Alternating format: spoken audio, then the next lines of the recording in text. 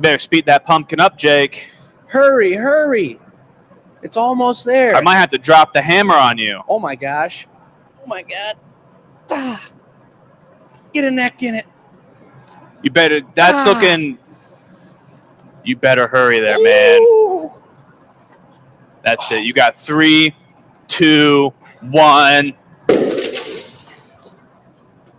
Holy son of a gun. Now that, I smell something burning. It might be my forearm. Now that is a serious pump situation. I gotta say, for how thin it was, I mean, it sure, look at that. It sure did blow out pretty symmetrical. That was some pretty consistent air from the old compressor back there. Looks good. Wow, folks. It's going to be a little bit of pumpkin action. That's even beautiful right there. Look at that little vortexual situation. Get a little zoom on there. My goodness. Still glowing. It's going to be a vortexual situation here tonight, folks, with a little bit of Pump Town special. We're getting into that season. We got a lot more pump product to make. We got some really beautiful pieces on the table. And we got the young guns out here tonight. We're going to give you the intro. Matt's not yet a part of the intro, so there he is. He's a good guy, folks. Run it.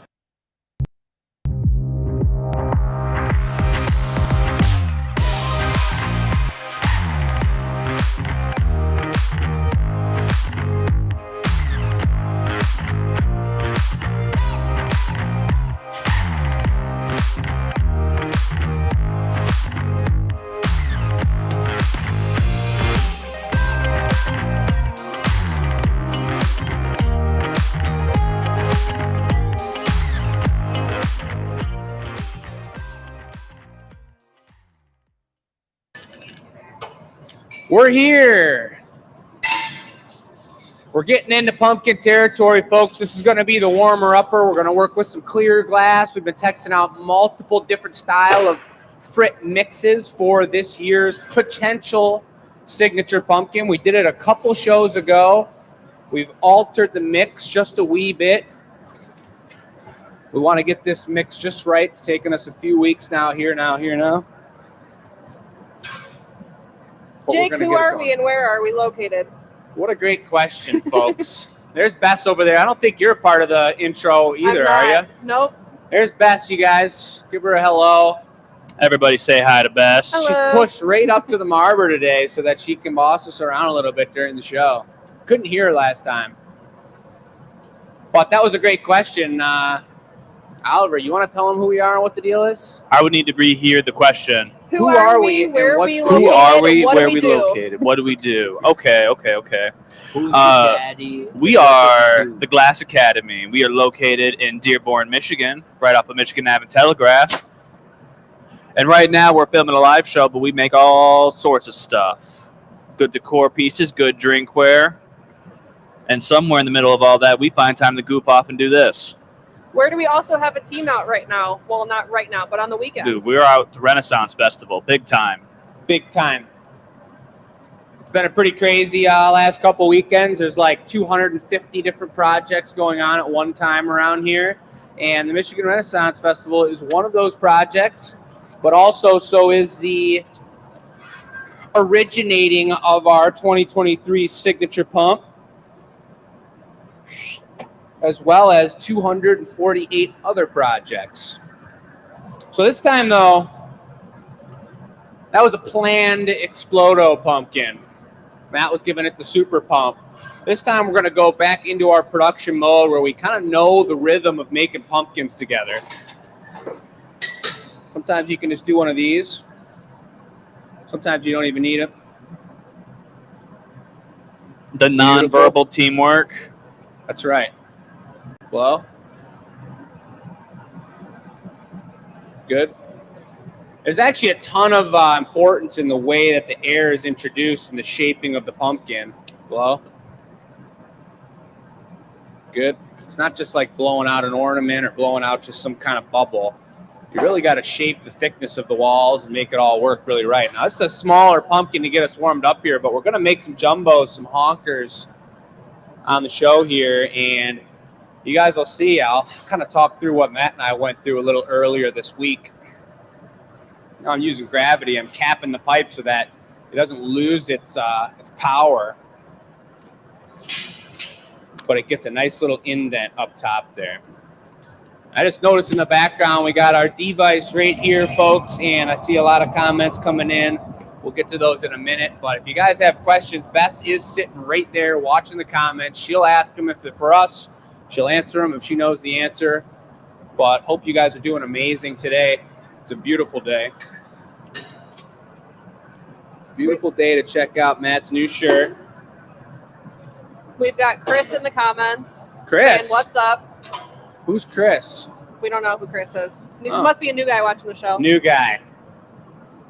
No, you guys may know Chris. You may know Michelle. They've been doing the show with us for 232 shows, and those are my parents who've had this business for 20 years.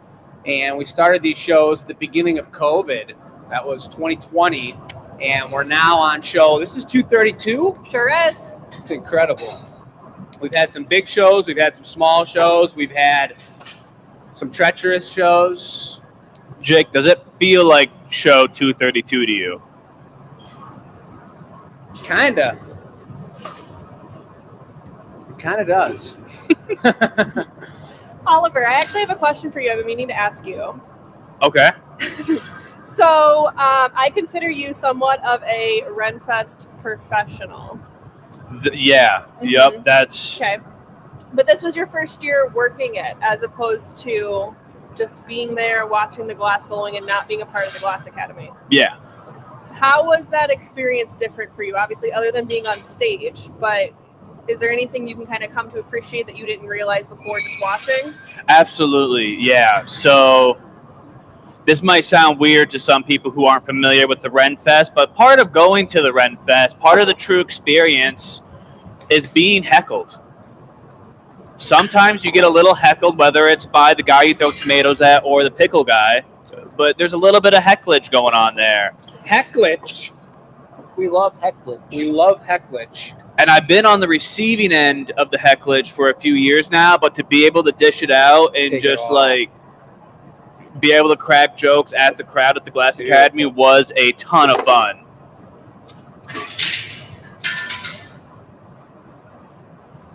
What color did we do that stem?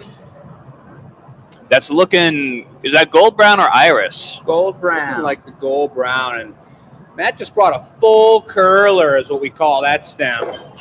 In 1 second now. Got that almost all the way around. Now, I've got the decision here. It's got a beautiful loop on it. You guys may see it better that way.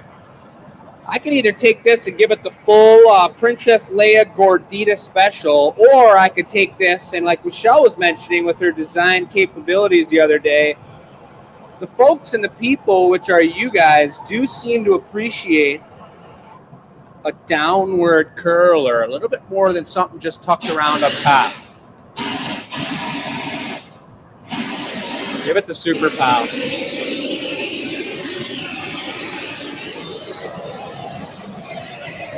Beautiful. Now, we don't have much time. We want to get this one into the box here, folks, but there's a quick look at it. It's tough timing because we've actually had that bubble out for so long in order to get the stem on. The last show we did, 2 of those pumpkins cracked because we were taking so long to show you guys. So we're going to try and do things with a little bit of timing on this show, but to get a little bit of communication and a little engagement in the chat, you guys, let us know. Some of you guys have seen the show. There may be some new folks out there. What do you think Matt was doing with the old fluffer torch? Show him that action. Oh, baby. And as a secondary question, what's so fluffy about it? Why is What's it called so a fluffer? fluffy Why is about it called a fluffer? You guys put those answers in the chat. Bess may or may not know the answer, but I think she does, so she'll keep a monitor on that. And if anyone has anything incredible they say, we'll call it out. But maybe we should take a look at the table and see what the deal is tonight. All right. So Ooh, it's trickling outside. It's actually coming down pretty good. Did it just start to rain? Yeah, we call Oh, that wow. the afternoon cooler downer, folks. Quite necessary, and we love it actually here in the shop, especially at like 1 o'clock, 2 o'clock after lunch when it's really getting warm. Cools it down really nice. But it is beautiful weather right now for being in a hot shop, and particularly for you guys who aren't used to being in a hot shop.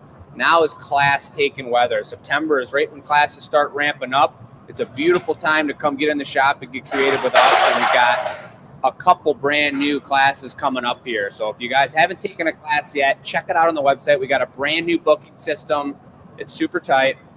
But we've got a beautiful display here today. Shooting bubbles over here.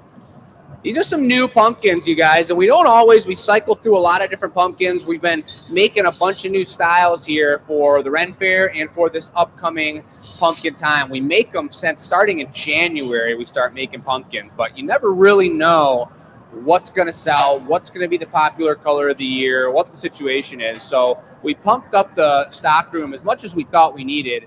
Now we need to really actually start producing pumpkins. So you're going to get all kinds of fresh, super dust-free, super tasty new color patterns, and these are some of them. So we're going to kind of highlight a couple of them. You guys know the table goes live at 6:30, 6 o'clock right now in Eastern Time here in Michigan. Eastern Time? It's Eastern time. It's Eastern time. All right. Okay. Woo. It's a Tuesday. I mean, there's like sometimes when you go for those time drop-down bars, there's like 500 different times. Yeah. I guess it's a big world. It is. But buddy. anywho. Show up a couple of your favorites on the table. All right, I will. Thank you. This is a beautiful style, you guys. We potentially thought this was going to be the signature style, and these are going to sell like hotcakes. We know this. They're going to be available at 6:30. But what we found is that with this beautiful blue glass we're melting, for new customers, we have customers who they come back and the only thing they buy from us one time a year is the signature pumpkin. And they've got a super different opinion of the show. Maybe they don't watch us all the time. Maybe they don't know how all the products are created, but the consistency that we could get from this blue in the way they were made, who was making them, the difference of 10 seconds in blowing them out made this blue color look different almost every time the pumpkin was made. So we decided that these are going to be one-off pumpkins. They're beautiful shapes, beautiful designs. That's the Low Squatty Gordita Special. That one's my favorite. I love this one so much. Goldilocks. We're going to sell these as individuals. They're not our signature pumpkin. So the signature pumpkin is still being decided, as is the ornament. And that's going to be the deal. Matt, you got a favorite on the table? Personally, this guy is my favorite. Make sure. You know what we call these? Mike is on. Yeah, his mic's on. I dude. can hear him. If you hold that flat in your palm, do we see a little bit of angle to it? That's why I picked that one. Best pick that one out special because it is, in fact, a squasher, folks. That's something that grows from the ground, grows from the earth or our hands, and becomes off-center because of gravity. The white core in there. The white core is super cool. That's good to notice. That takes a whole extra step in making the stems when you put that core in there, but it's almost like it's like Hold up. glowing like a There white we go. heat. It's a good pick, Bess. Thank you. Let's talk about those acorns for a second, too. We'll talk about the acorns for sure. We got 4 different styles. These are website styles. That's number 12. This is our blue chrome metallic mirror acorn. They're all obviously handmade, so the shapes and styles are going to vary a little bit. The stem's a beautiful little cute thing with its little pineapple situation going on.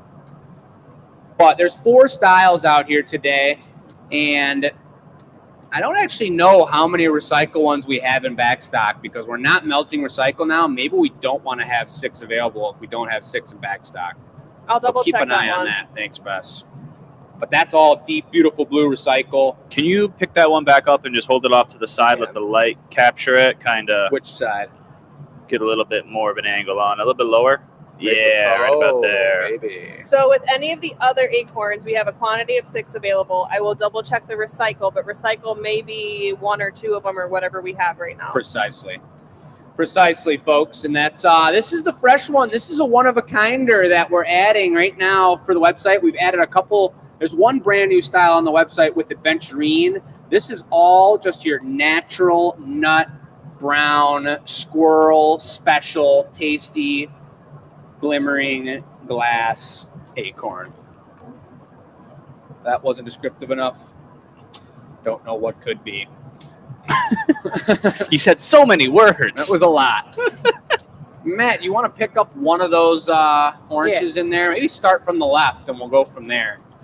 Folks, I want to show you guys the bar color scenario. And I know we've talked about it a couple different times, but tonight on the show, we like to make pieces that are kind of a little bit more elaborate if we can and give you guys a really good taste of the goodness. So if you guys are into glass pumpkins, obviously you can buy them right off the table here. It goes live at 6:30. We've made all those in-house here, as well as the acorns. But tonight, none of those are bar color pumpkins. Tonight we're going to use bar color, which we've got this gorgeous selection here. I'll pull out the blues and show you. These are all started as full kilo chunks. These have all been used for different projects and kind of come down. This one is a beautiful blue question mark. Very beautiful color.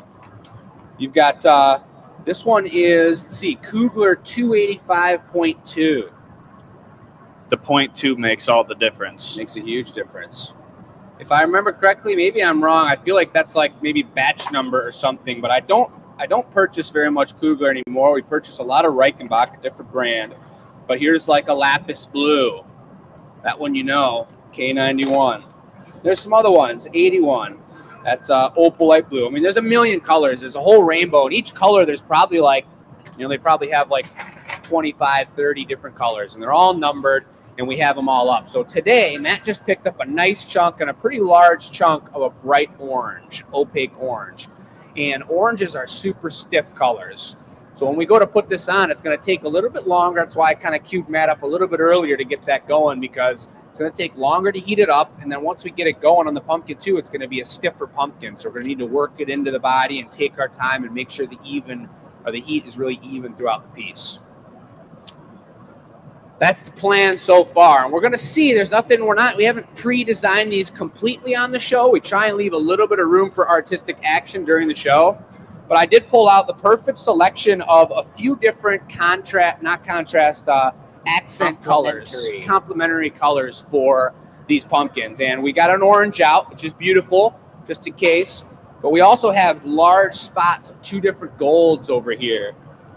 Smaller size gold in case you want a metallic sheen to it. And then a spotty orange, a transparent orange to potentially put on top of a bar color piece. So we got some room to work with, some action. I'm going to check the comments here real quick so I can see who's watching. Norman's watching.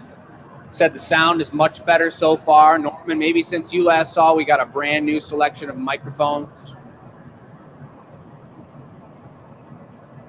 Julie Finn, Mary in the house. Carol's talking about the bling bling. April, what is happening? A lot of great people. Excited to get this show on the road. If you guys have questions, again, please shoot them in the chat.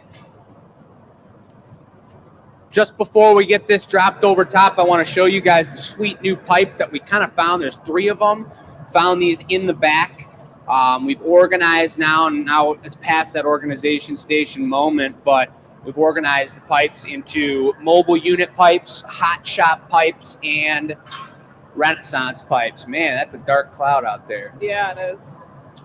And this is a cool pipe. There's 3 of them exactly the same size, and they're about like a 1/4 inch bigger than our traditional production pipe. So we can get a little extra mass on it. And the trick with making a huge pumpkin on a small pipe, personally, I learned really well from Drew Hine at Vessel Studio, where I worked in Pittsburgh. And I kind of was of the mindset that the smaller the pipe, the better, because it's easier to work with and easier to hold onto and move around. But actually, the bigger the pipe is, the more control you have over the piece, and the easier it is to neck something down. It's a better turning radius when you have a wider pipe.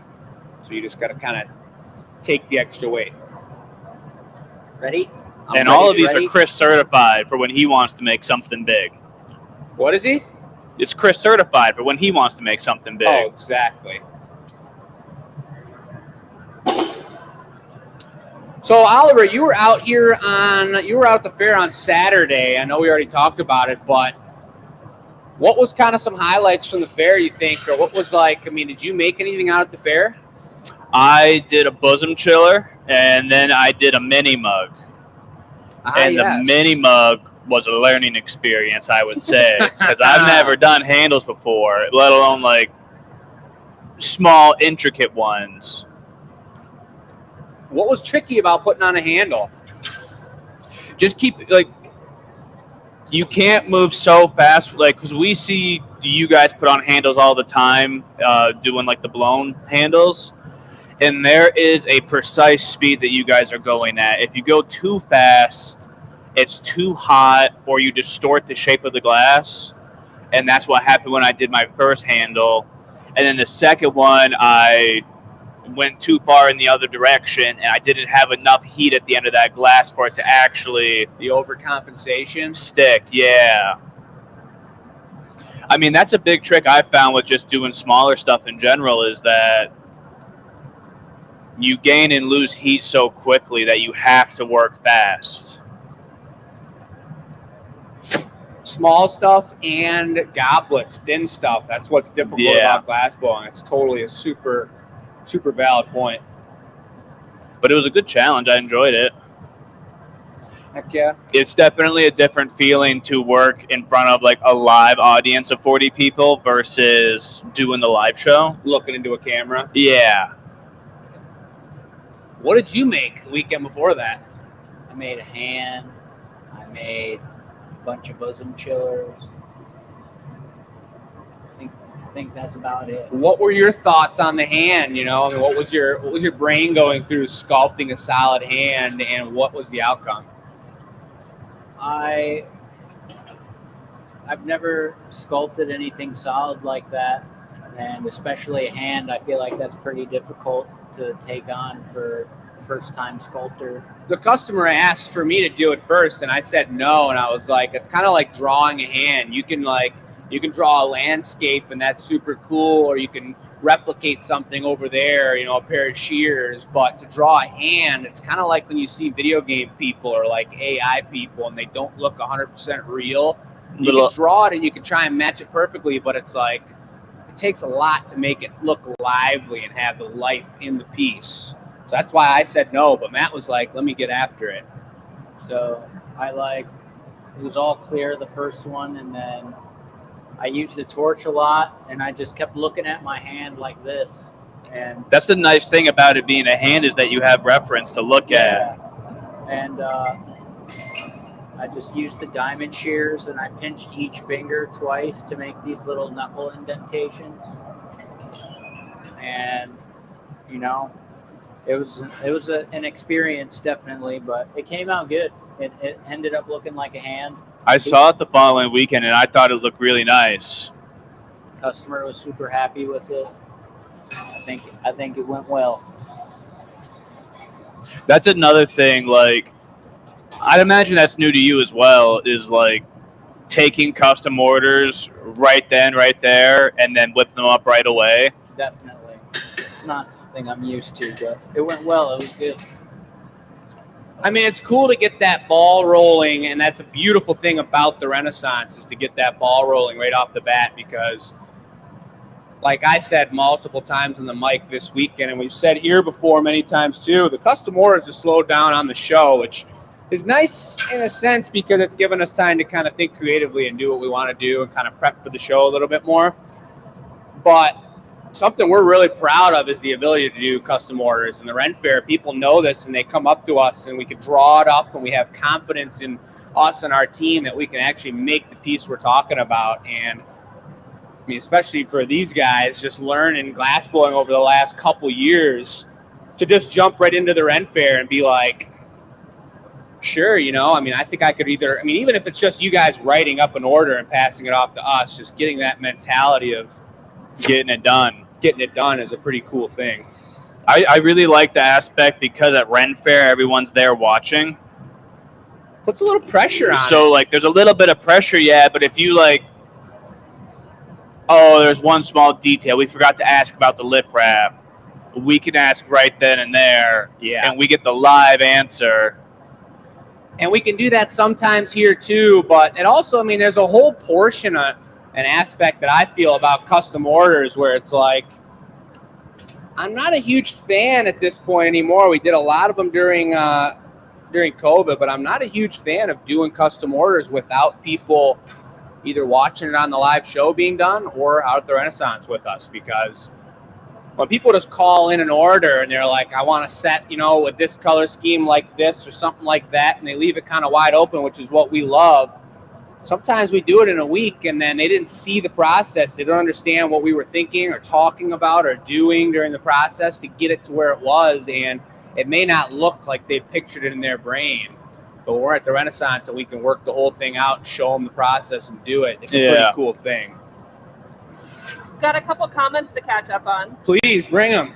So Michael says he picked up a nice deep red pumpkin at Renfest this weekend. Nice. Very nice. Good. Robin says she sees Matt has been painting again.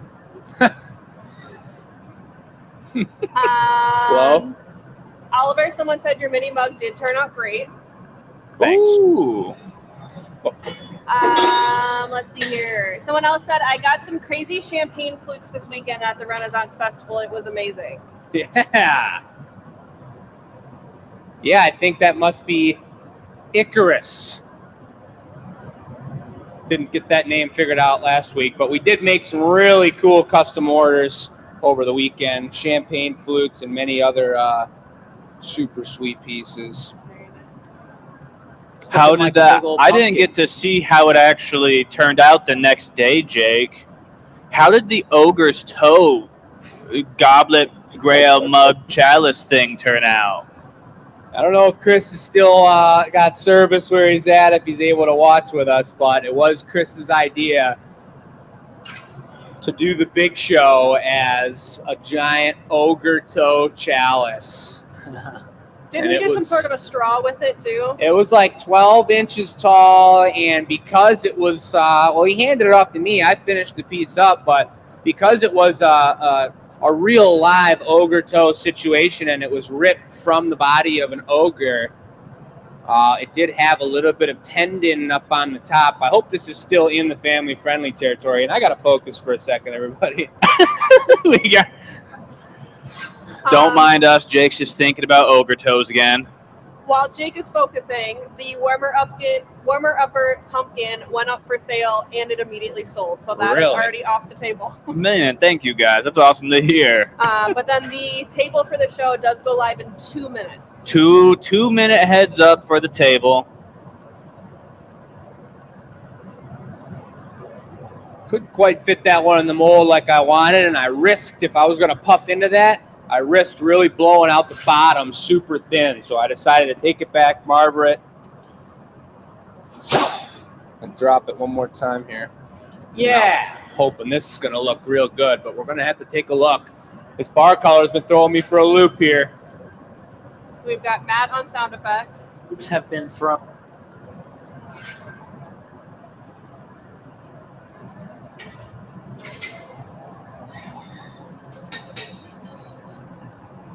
Hello?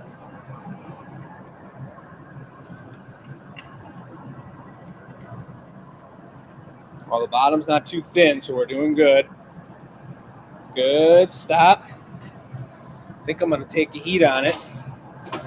Really going for a huge pumpkin. Need a door busted open?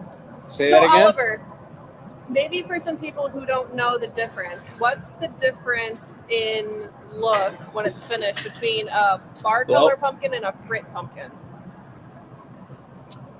Ooh, that can super vary from color to color, obviously, but a lot of it comes down to just,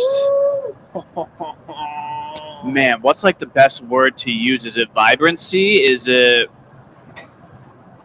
maybe density is the best? Yeah, density is the right word. Like all the bar color colors are just more and more. Okay. Which I know isn't descriptive for anyone watching, but that's just how it is. It's an Like, Oliverism. it's just, it's way more dense. It's color rich. It's saturated. Yeah. We're talking about bar color. Yeah. Bar Like, it's just color more and versus more. frit. It's more and more. I think that like something that we talked about over the weekend, You ready for me? me and the guys, was, yeah, give me 1 sec. I'm going to let it kind of stiffen up and get situated for a sec here. Well, you're going to be doing it on a counterweight, right? Yeah. Sarah in the comments said more vivid. I would say more. I mean, go ahead, Oliver. Did you have something? I don't think that is the right word because you can have 2 shades of like very similar colors between frit and bar. All right. But that bar is just so much more dense that you can make something bigger and it keeps that color like retention so much better. Like with some frit colors, they get thinner and lighter. And bar color really has a tendency to stay super, super dense. And like the opaques do awesome in my opinion. It's like an automatic increased intention in the piece. It's like if your goal when you start a piece is just to throw a couple colors on there and let it turn out how it turns out and just use glass as glass and hope that it's beautiful because it's glass. In my opinion, that's not really, there's no talent in that.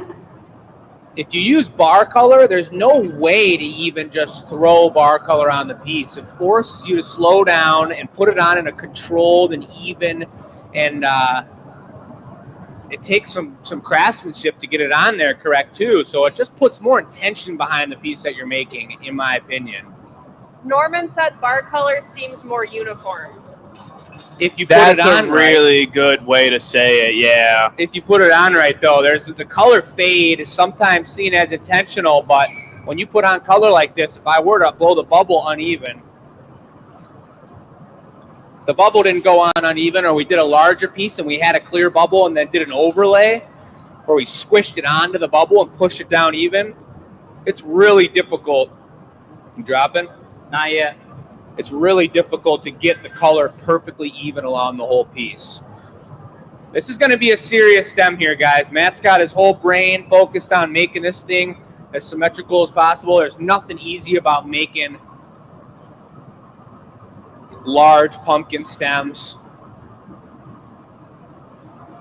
He's got a nice taper to it. The table is live. We've already had some pumpkins snatched up. Table's Oh, live, man. and which one got snapped? A couple pumpkins are already getting snatched up. That's the instant button. Those fast fingers. I bet you it was the blue ones that we showed off. All right, here he goes. This is my cue. I see him going for the drop. One last little bit of heat. Matt, give that a little bit extra love than usual when you go in for the reheat. That looks amazing, though. And now we get to watch the dance. Beautiful, looking good. Set these up for him. Got the big side. This is looking like a tight stem. Quick squish, not too much. Look at that. All right, Yank. We still got to move just as fast, even though it's a thicker stem and it's going to take a lot longer to cool. So maybe, Matt, once I get this going, if you grab the Sophie and chill her down, beautiful. It's about as beautiful as the stem as we could have put on there. Hey.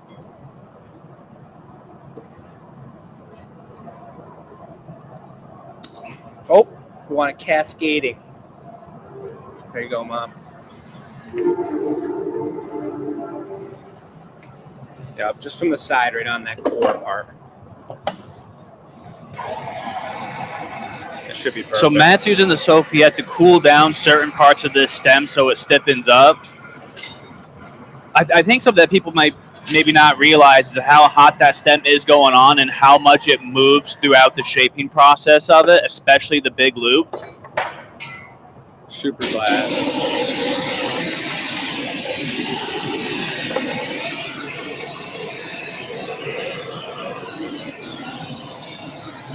Beautiful. Real quick showing coming at you. He's got a good look at it. Let's just get it in here. Get that guy in there. Yeah, baby. It's a tight stem, dude. Yeah. Oh, baby. That one, just as I was walking over to the box, 2 beads of sweat came off either eyebrow and hit me on either cheek in synchronization. Man, That was super tight, though. That was just about as classic of a pumpkin as it could be. We went perfectly round with it, a little bit of squattiness on the bottom, and then the perfect classic gold stem. That's a great way to start the show. That's a super tight pumpkin. We didn't really take our time too much on the color pattern other than making an orange on that one, but I did want to mention a couple things about the tech. And I've been told that like how-tos are super popular online and that you guys like learning about the tech too, and it's for you guys to visualize too. But what I found, and I'll show you visually with a pipe here, Matt and I spent, I think it was last Wednesday, and we did the second half of the day. We started making large pumpkins. We needed at least like 5 of them or 6 of them for the Ren Fair. We didn't have any large classic orange ones there. And I was like, we haven't made pumpkins, haven't done a production pumpkin run in probably a week or 2 weeks. And it was kind of bold to just be like, Matt came down off the roof, he was painting, and we just jumped right into pumpkin territory, kind of like we did tonight here, but at least we had that last week to get it going. And I was really struggling. Matt had some good stems. He had a couple okay ones figuring it out too, but I lost 2 or 3 of the pumpkins. We only had 3 in like a 3-hour shift. And what it came down to was there's so many different little things about pumpkins. People say they're so fast and they're really just like a quick product. And, sometimes people say they're a little bit expensive for what they are, but they're one of the toughest pieces to make. Look at the 3 pair of jacks we have up here right now. That's both for different sizes, but they all have different shapes of blades. You got the straight sharp boys. You got these rounded guys for cooling it down even more on the neck. And then when you get into the bigger territory, you got the large ones because you just can't handle the heat going on here.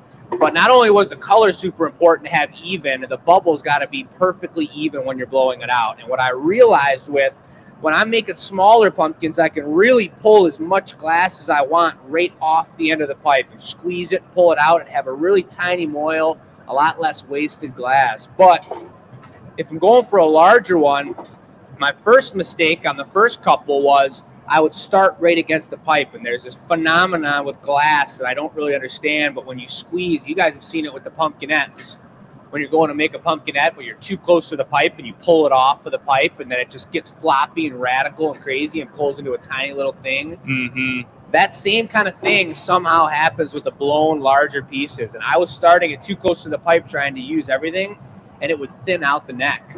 And then he was blowing it, and if I went to the bottom and I went like this to shape it up and he would blow it out, I'd come back and my neckline would be completely gone. So then I would tighten it down, tuck it back down, but it was paper thin. And we did that exact same move we just did with bar color and a ton of color. I joked with Matt that we put a whole kilo of color on one pumpkin. It was like this big to start, and I put 3 coats on. It was probably like $40 in color right off the bat. And I blew it up, and it was paper thin. We did the whole thing. He gathered up a whole giant stem like that, was ready to stick it on, and I knocked it off the pipe, and the pumpkin just broke in half and fell apart. And that happened like 2 times before I started doing something differently. Then I started working it down, but then the bottom was blowing out too thin too. So then I was just focusing here, and I didn't touch the bottom. I was all nervous about this, and he's blowing and blowing, and then I blew one out so thin that it actually had a hole in the bottom. Somehow the pumpkin made it, but it was so thin when we went for the heat to put the stamp on, it literally had a little hole, and it was a hollow pumpkin, almost like the lanterns we've made. So that was kind of radical too, but we should make a lantern tonight now that I'm thinking about that for sure. Kind of lost my train of thought there a little bit. You're talking about some of the, what actually goes into a pumpkin. There's a lot of thoughts that are going on inside your head that people don't get to see. It's a ton, and the timing of it's huge. I mean, we say that with every piece, a mug. Wow, that was so fast. You made that in 20 minutes, and the pumpkins are even quicker than that. But the timing of it, and then the teamwork of lining up the stems, and the bigger the stem gets, the crazier it gets. Like the proportions, the heat. I mean, we could spend a whole double that time just talking about stems. I remember both of these guys when they started and we started working on stems, the amount of drawings we had on the board, talking about heating and talking about the shape. It's just like a punty. It's super particular. So it's pretty cool. It's a great challenge for us. And then when you do get in a rhythm and you start going and everything's going super smooth and the music's just right. The music has to be just right. It does. The mojo gets off. That's a key to a production day.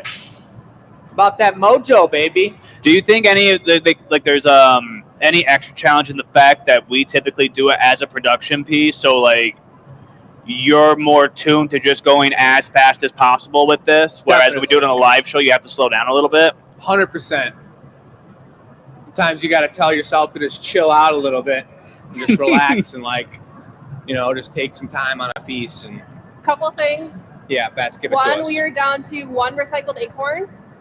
We had 2 in the back, so I had 3 total. 2 already sold. So we have 1 recycled acorn left. For as long as we have this blue tank, we're not making recycled glass. So that could be a little bit into this harvest season. So if that's your kind of thing, you guys, recycle stuff, there's 1 left. Number 5, we are Take a look. halfway sold out of those. That nice nut brown acorn. Oh, the super special, one of a Yup, kinder. So 3 are already sold. We've got 3 left. I cleared out everything else that's already sold. Okay. One of my favorites is still up there, though. That crackle. Oh, this up guy? the top. Yep, right up there. Number 3. Can we get some hands representing these pumpkins a little bit over here? Matt, can you go give him hands, please? Or What? Oliver. We're going to have to see that Anybody? number 3 Somebody? pump right now. Which pumpkin? We got a beautiful maroon and ruby gold section over here. We're looking These at number guys 3. Oh, Let's take a gander at that. Oh, with the light behind it. Yeah. Holy. with the crackle and a little bit of like the texture on the ribs. When you see each rib from the side, you can see it's almost like a little like chipmunk was nibbling on this pumpkin. But it really, the crackle really busted that color out just to the ribs, and it's almost clear in between. Yeah. Pretty tight. Makes for a nice effect on it, though. That's one of my favorites right there. If you guys remember, this was almost a signature pumpkin a couple years back. Ruby With the iris? with the iris, you got it. And that's a tough color to know, actually, because of that crazy color reaction there. It's like each spot has like 3 or 4 different colors, blues and browns and ambers. Super tight. That's number That's a nice 1. stem on that one. What else do we Dana got? said she got her first acorn finally. All right, Dana. That's what I'm talking about. Dude, the light The hitting these makes blue. a huge difference. We still got to get some LEDs on these tables. Make that 249 projects. I like the swirls in that one. Stem's perfect. Perfect to me, you know. I mean, everyone's got their personal preference, and sometimes my least favorite stem is someone's favorite stem. Am I seeing that right, Jake? Is that actually a white interior with the recycle coating over top? Will you turn it towards me a little bit, facing top facing? Let's see. Yeah. That does look like white with recycle over top. That's exactly right. That's such a good combo for that color. Super tight. Then you got the pink. And then we got glory. the pink one. It's an expensive pumpkin. I think that's going to lead us right into our next pumpkin here.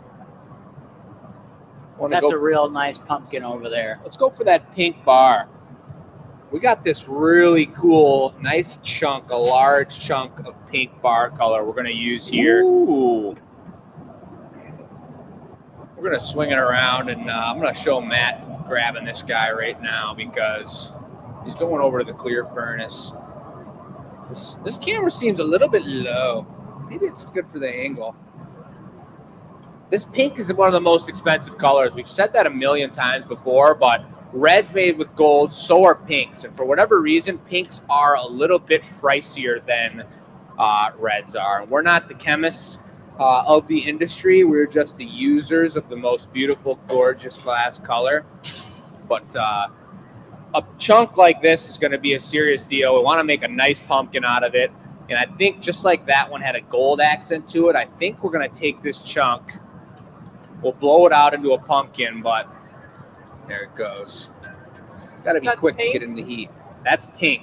Beautiful pink. I think we're going to have to go with some iris gold spots. Kind of like that ruby pumpkin had along Give the it body. the pink base. Yeah.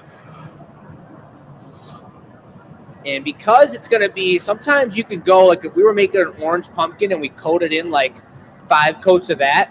Before heating it up, we could go right into the dots and put a bunch of spots on there. It would only pick up like a half coat. But because this is going to be covered in clear, and I'm going to come over with a hot, soupy mass of clear glass, it's important to lay this out with the exact amount you want. Because if I went right into the color, I would have a full coat of gold on top, and it would be a pretty powerful pumpkin, which is already kind of the plan. I'm seeing a paragraph on pumpkins here. Yes. I think John's representing the handmade situation. Should we just read that one out loud for all the folks that Need to know what's up. need to know what's up? Let's see, I lost it. John said, I think people see the $15 glass pumpkins at big box stores that are churned out at a production shop using machines and molds. They don't have the soul that a GA pumpkin has. They're not handmade. Even though GA pieces are similar, every single one is unique.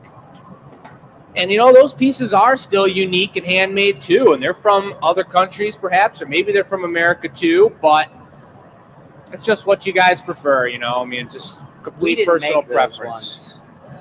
We're proud of what we do, and we know you guys have the beautiful ability to choose what you like, and that's why we like doing these shows, to show you how it's done, what we're all about, and give you something to believe in. So, Jake, Yeah. I got to ask you, because I've never seen us do this before. Yeah. You're going to take this piece of bar color, and then you're going to encase it, and then you're going to go for the iris spots. Would those iris spots just get super expanded out if you went for them first and then encased it?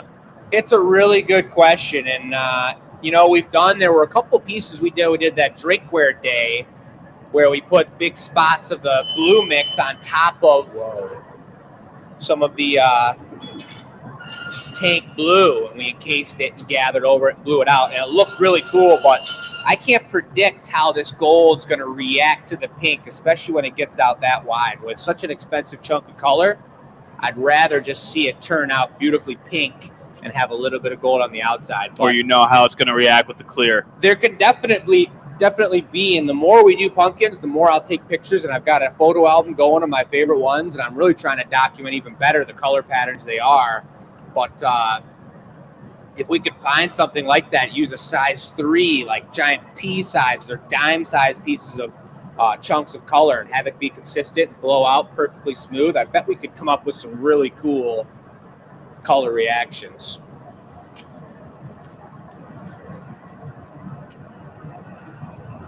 Beautiful. You want to pull this out? Yeah, sure. Matt said you want to pull this out, and that's that little bit of leftover pink is so important. I mean, it's super dense. It's really a dense color. So when he said pull it out, he's shaping it up. He's getting it evened out. He's going to pull it out as a long stringer, and that's something that if we wanted to put like cute little pink eyes on a snail or something like that, we totally could. So Norman has a question. He said, why not just pick up the color bar on a blowpipe and save a step?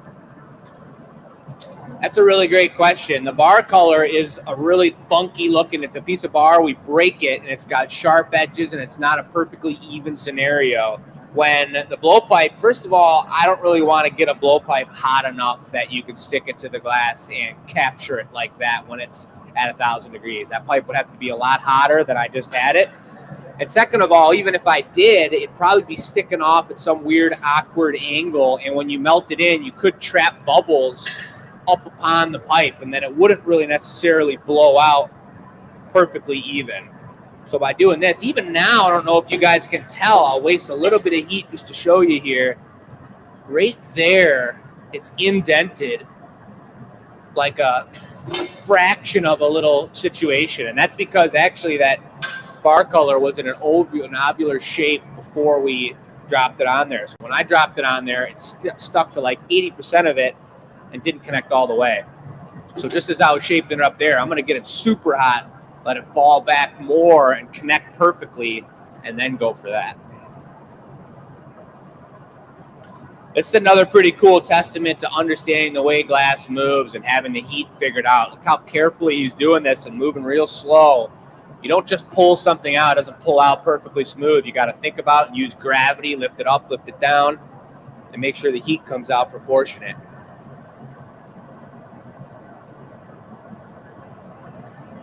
Look at that guy, hyper focused. That's the only way Matt is. We've got a couple comments now about Matt being covered in paint. So how's the ceiling progress going? Matt, you want to tell him how the ceiling's going? Ceiling's going great. We got like maybe 1 full day left of painting, and it'll be finished, and I won't have to be dirty anymore. It's super close, you guys. I mean, with this last spot, I thought we could get it done today, but there's just a lot of conduit up there. We got a really big It's a good stringer, vent over Matt. there. It's nice and even. It's a beautiful pull. I said it's real nice and even. Very nice, Matt. It's darn close to being done. We won't have to think about that again for another long time. I'm going to put the bubble in here, and as this comes in, look at the edge, look at the angle, and that extra time. I wasn't rushed at all because Matt was doing his thing, and you guys were preoccupied. But look at how beautifully smooth and perfect that is, and the edge connected to the pipe is tucked in real tasty. Yeah. You were talking earlier about how you never want to heat up a pipe hot enough to get it to stick to glass like that. And I think something else, I believe it was Norman asked the question just for his info, is that we don't heat up our rods hot enough to stick to glass like that. That's like true. the bar color. There's a coating of clear over top of that, and that's the connection point. And that's another tricky thing about bar color too. It's like these guys have learned very specifically how to keep the clear off of there. And there's certain ways, I mean, certain funky pieces of color, if you stick on too much clear on there, I mean, I left that amount of pink just so I didn't get any clear on there. Otherwise, I would have just took it right all off the pipe. But any bit of clear in there, they all melt at different temperatures. So having clear in there is an imperfection, depending on whether the color is soft or stiff, would allow it to blow out, not the way we want it. So I don't know if you got a shot of the last time I went for this dip, but I'm going to cool it down here. Matt, if you wouldn't mind giving me a hand, I'm going to go a little bit bigger than the last one. Actually, I might double dip it. I'll do a small one first. We'll get a little coat on it, and then we'll kind of get radical with it. The double dipper? Yeah. We're going to try for the across the shop zoom on you. Across the shop zoom.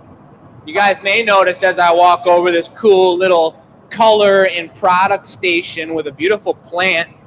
Amy, who's picked up a bunch more hours working up in the front office, you guys may have talked with her recently. She's doing an incredible job. She has brought in some of her own plants into the studio, and we pride ourselves on plants. And I went up to the office as I was redoing that this morning, and I was like, hey, everyone, I need a plant like this tall and this wide, kind of dark green. What do we got around these parts? Can you spare a plant? And she kind of thought about it for a second, and she was like, do you want that plant right there? And pointed at it. And I was like, yeah. What's that station for now? That station is for when we teach classes. We got 2 spots for the classes, and now we got that spot ready to go. We can set the class examples right there and the twisties right there and not have people all around the cullet buckets with glass shooting around by their feet and whatnot, but have it in a beautiful spot right there. Nice. Let's see here. We got a question. Why does Jake use a wet tool on the glass? A wet tool? Wet tool. I'm assuming she means the block. from the bucket. Yeah. Well, Tell him, Matt.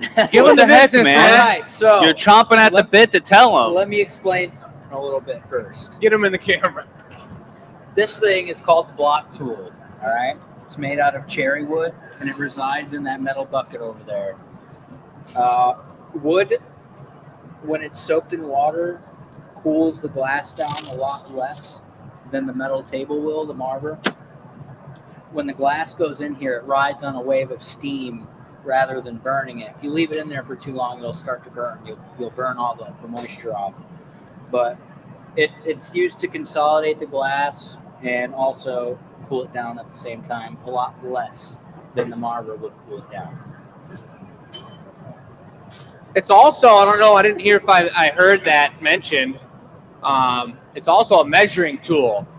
And it's something we could probably do a better job of. Joey's pretty good at it, but when you go in to make production pumpkins or any product and you're gathering the same amount over and over, you can judge the size of your gather. These are all numbered size blocks. We have 4 different sets of them from Ivan of Leviathan Glass. If you guys remember that collaboration out here, super good time. He donated some blocks to us because he's a champion. And you can use a size 6 and be like, it's size 6 day. That's how I have all the splashes lined up on our spec sheets, the different sizes of those based on block size. So it's really good for consistency. All right, there's our little bubblegum bubble. And You're going to gather over that again. That, dude. And we're going to get the gold on there. And if this pumpkin doesn't make it, Jake will cry on live. Oh, brother. Jake, what did you think about being at the Renaissance Festival and having me just make up random facts about you all day long? Did you really do that? Yeah. I loved it so much. Matt, would you mind cleaning out, just dumping out that mold? There's a little bit of business in there. I would love to. There's literally a business card in there. He And wasn't actually, joking. this might be the kind of piece, Bess, you might hop on the camera for if we're going to get radical, because I may need a little shieldage, and who knows what else is going to go down. It's going to get really intense. It's going to get hot and soupy. You need it, Oliver. We're going to get real radical real quick. Look at that. I'm going to preemptively. Down here. We're going to be going for this guy. Turning that pipe. I'm ready, yeah. You're gonna get I can tell by how much glass he has that this is going to be, a burner. yeah, this is going to be a scorcher. Oh yeah, look at that. We don't do the double dunk technique all that often during like a production day. Look at the way that bubble came back, that thickness came back into the middle of the gather. That's super important to build that heat back up in the core. And look at how far up I could hold the pipe here and counter that leverage because Matt cooled that baby right down. I don't know if the block was big enough or not, so I'm just going to marble it. I got you a bigger one. Thanks, dude. The biggest one. All right. Yeah, that's going to be a door opener. Oh, forgot about the gold. I got so excited about the shape. That's a hunk glass. It's a honker. Sorry if that was really loud for everybody at home. I think you have a minute till the door. All right. As soon as we start pumping it up, I'm going to hit that gold right now. Excuse me, dude. I'll get out of the way. Get out of the way, dude. I'll just be over here. You're doing great, Oliver. Thanks, Just Bess. go somewhere. Just a subtle hint of gold specklage. Is that a type How of heavy do you fish? think that weighs, Jake? This is probably like, I don't know, Did you ask if a gold specklage is a type of fish? maybe 5 pounds. I think that's a made-up fish. Yeah, specklage. That's a fish. A specklage? Yep. Yeah. I think Out in they're the found East in the Atlantic. jungle. What? Out in the East Atlantic. Ah, that's where it is. Specklage. Specklage. Got a big specklage on the line. They're good eating. Oh, he said I got a block. Oh, she's heavy. Trick is building up that heat back into the pink before we blow it out, so it doesn't blow out funky. I should have gave myself more moil for sure, but hey, if it comes out good, that means we saved some glass today. I'm gonna get it really ripping. You want to take a ripping heat on this, dude? Sure. We don't blow a lot of glass, and this is where I really got comfortable with bigger things in Pittsburgh. We were making big pumpkins, and I would put the color on, and I'd get it as soupy as I could and hand it off to Drew, and he'd blow it up. I'd bring it back, heat it, bring it back to him, and it really gets you comfortable with working the glass at a hot temperature. All right, that's cool. That's not cool. Thank Heavier you. than I thought it was going to be. That's more than 5 pounds, I'll tell you. How many pounds do you think All right, that is, blow a Matt? little bit. Probably at least 8. Yeah, I was going to say 10, but I didn't want to get overzealous. All right, that's good. She's blowing out nice. I got a little bit of extra glass on the bottom, though, so I think we're going to need to do a little bit of back-end marberage. This is where working this guy comes really in play. We don't use it a lot. When you're working a bigger piece, having that leverage correct is super important. There was another thing in Pittsburgh that Drew had was a much lower hole. He had it probably like 6 or 7 inches lower than where I'm turning right now, because when you go to make a bigger piece, having your hands down that far would really help with your leverage.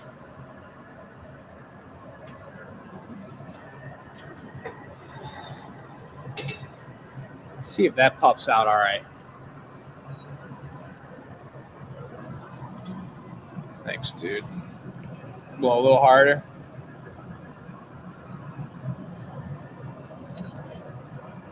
That's good. Oh, baby. Then the more you blow it up, the thinner it gets, the funkier it gets to turn, too. It's a wider mass, and it's thinner. It heats up quicker. It gets harder and harder to turn as you go. Yeah. Probably on the next one, you're gonna hit the mold here pretty soon. Pretty soon, I want to get it shaped up correct for the mold.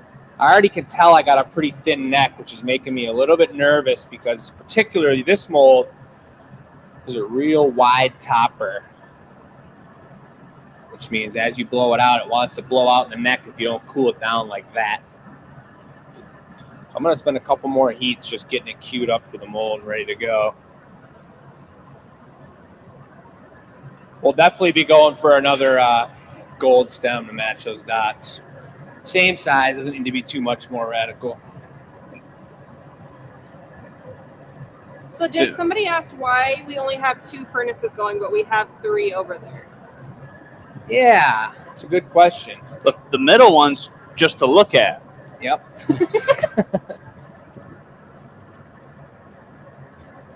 Good answer, Oliver. Furnaces are Decoration. expensive to run. Yep. If we're not pumping out a ton of product and using the heck out of that furnace, then it's just not necessary for us to keep it at 2,000 degrees all year long.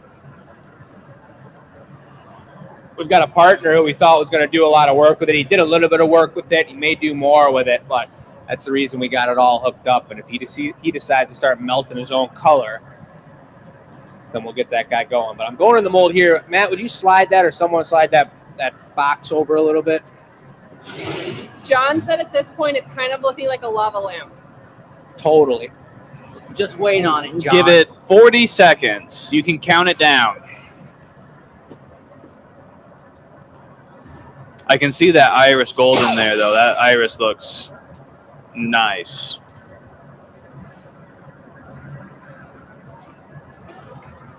Wrangle it, Jake. Wrangle it. It's a little thin up there. We're going to have to work it.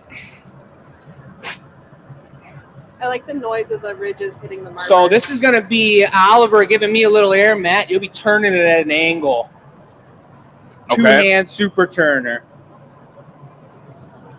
You gonna have it like letting gravity make it bigger while you're doing it? Yeah, and then we'll probably bring it down, and then we can start to get some air with it. Right inside the bench. Stand right here. Just like that. 2 hands up where mine are.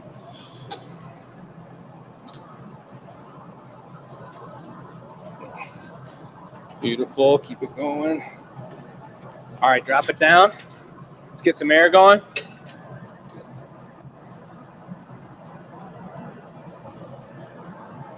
All right, that's good. We're going to do that again. Door open? Yeah, for sure. Probably that other one, too, if you don't mind. We're going to start with the same angle again. You can actually get your hands up here on the handle. Might help with the turning, gripping action.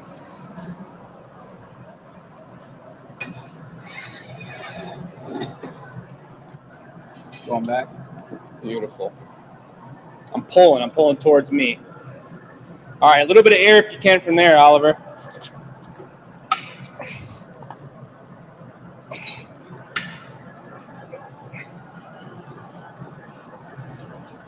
All right, stop.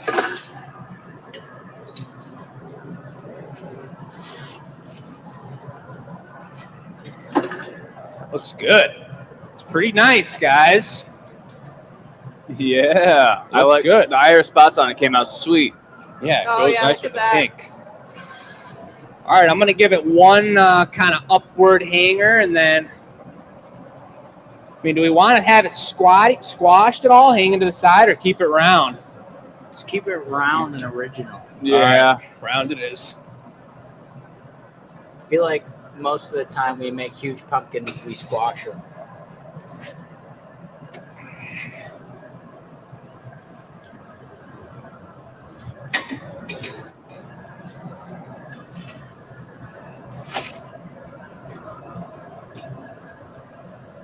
Pink looks pretty hazy and light right now. I'm excited to see what it looks like when it cools down. I wonder if it'll have any like striking qualities like the blue. Yeah.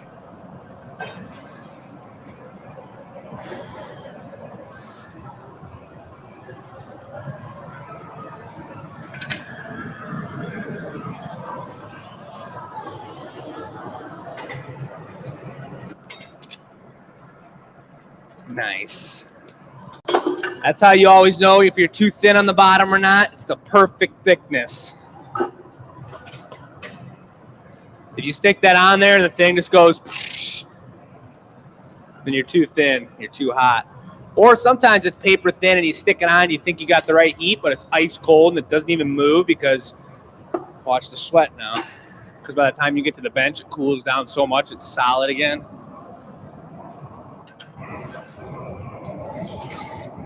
Thank you, Oliver. Not yet, but thanks for being there.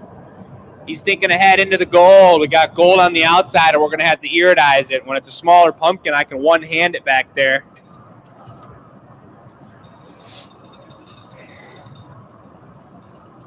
Here goes Matt with another beauty. He's got the perfect size. Here's a question from Ronessa. What's the different process between Jake blowing in the air or blowing the pipe while it's rolling? That's a super awesome question, and that's totally for the shape of the pumpkin. If I'm holding it in the air, it's falling back on itself, and it's getting that concave spot up top. If it's level like this, I'm trying to round it back out and push air through the bottom. Is this drop time on this one, or are you shaping it one time? I'm going to drop in about 10 seconds. All right, give me the blaster, Oliver. Going to iridization station. Blast it, Oliver. He's blasting it. See those flames licking out of there? That's that fluffy business. We never actually checked back in and people We never knew what did. the fluffy business even was. Needs a little bit more on there? I think it's all right. The timing's important. This is the moment, folks. This is where we lost a lot of them earlier this week. Yes. All right, take your time, Matt. Don't squish it too much. Perfect. Looks great. Come on, baby. All right. Give it the yanking wrap. Oh, I see how it's going to be. Nice, man.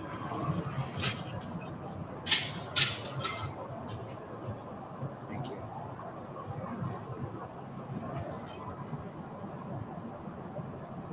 Dude, that's a nice stem. It's really nice, dude. That's the move right there for the elegance. Oh, she came right down like Goldilocks. Stuck to the body. I'm going to get one more stick. I'll give it the blast. Or Oliver, you got it.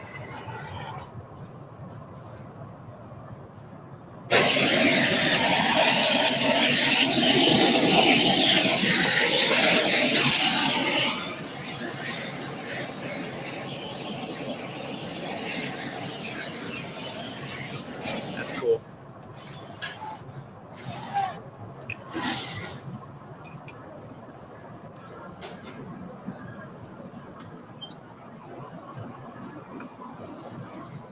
She's a beauty. That's what I'm talking about right there, dude. That's some good stuff. That's a sweat buster. That was a honker, dude. That's was probably a the biggest honker. pumpkin in the gallery right now. It might be the biggest pumpkin in the gallery. We have one out at the Ren Fair from when we did our super bling bling, ultra special, super sparkle at our pumpkin show last year, which we're figuring out the dates right now. We're going to have those soon for you guys, our VIP show. But that was super tight. We're going to get that one on the website. I think we got to get the orange one on the website as well. So we'll go over some of the product on the table here in a second. And that's the deal. I got to drink some water. Agua. Oliver, you want to go over the giveaway question and tell people how to win this situation? Oh, okay. Yeah. I'll help you out too. I appreciate that. That's we can co-op, a good team effort. All right, today's question is, how do you pick or display your pumpkins? And we have a couple options there. If you don't know what we're talking about, you got a color, style, shape. And I can't read that word upside down. What's it say, Bess? It says medium. Medium. Got it. Okay. You can enter the win. Just send your answer to enews@glassacademy.com. And then you enter the win, and you find out if you won next week, and you'll get today's giveaway piece. Now, last week's question was, what was a fail you had that turned into a success? And we had some pretty fun answers. Ooh, you got some highlighted for me? Don't read off the highlighted one. Don't read off the highlighted one. Highlighted one is the winner, but there are some pretty fun ones. Like, for instance, this one. Okay. Here, I'll take the top sheet away from you, too. I appreciate that. They're in mini scale, so we're going to alternate the format of this so we can pick out like 5 cool ones each week. Yeah. But there is some good ones in there. This one came in 34 years ago. I was making dinner for an ex-boyfriend, thinking I wanted him back. The sink plugged, and the maintenance man brought his friend with him to fix the sink. That friend I've been happily married to for 33 years. That's actually a really good answer. I like pretty that. Awesome. I That's like pretty hilarious. Man. All right. You guys got some water in you? You want to show off the table a little bit, maybe? I got some water. Let's show off the table for a second. I'm getting those pumpkins posted. Pumpkins are getting posted. I'm going to need some deodorant here soon after that pumpkin. But, yeah, there's not really that many left, folks. The one we didn't even show off yet is this purple swirler. There's a lot more going on in this than it does seem. He's got a cool texture to him. Super cool texture to the body. I could tell just by looking at it. There's white in the core, there's white on the ribs, and there's white in the core of the stem, too. So that's a triple white accent Perps special. And this is our small pumpkin size. So this is a hand palmer, and not an Arnold Palmer, a hand palmer. And it can go anywhere in your home and look really, really tasty. That's the next signature color right there. Arnold Palmer. Pumpkin. Arnold Palmer signature. Mm-hmm. I actually set aside like 3 or 4 of this style to potentially be our signature pumpkin this year before we went for the stained glass one. That swirl, it's super cool. The straight ribs, but then also the horizontal action of the vortexual situation. That's just giving us some super swirlage. Super swirlage. This is the same color pattern as number 1. However, it's a different grain size. The stem's super elegant. But I was just talking about on the last one that totally fixed it up. It looked really good, but sometimes you get like a square, boxy stem. And I was working at it from this side. And when you go for this over-the-top move, depending on what type of rod you're using, the heat of the stem, and how it's going on, sometimes it'll stick, sometimes it'll turn correct. A lot of times I've found that pushing up right here and pinching these together, it gives it this beautiful, full bit of loopage, and then it just comes right down. That's just a really gorgeous one. GA stamps on every single pumpkin on the bottom, and you can tell that the thickness was correct or not correct by the way that stamp gets squished right upon it. Both bar pumpkins are now live. Both the pumpkins are live, folks. They're on the website, Bar Color Specials, and you just saw those go down. It's cool enough out here now that just in that moment of talking about those and that, I got a little chill in me here. You're a little bit chilly? Yeah. You better get back at it then, man. Do we want to pause in the action for 1 second and spin the wheel? We could do that because we also have some housekeeping, too. We'll spin the wheel. We could do a little housekeeping. We'll get our game going, and then we've got still got 45 minutes. So maybe Matt makes a pump, and then we do a giveaway pump. Let's get after it. All right.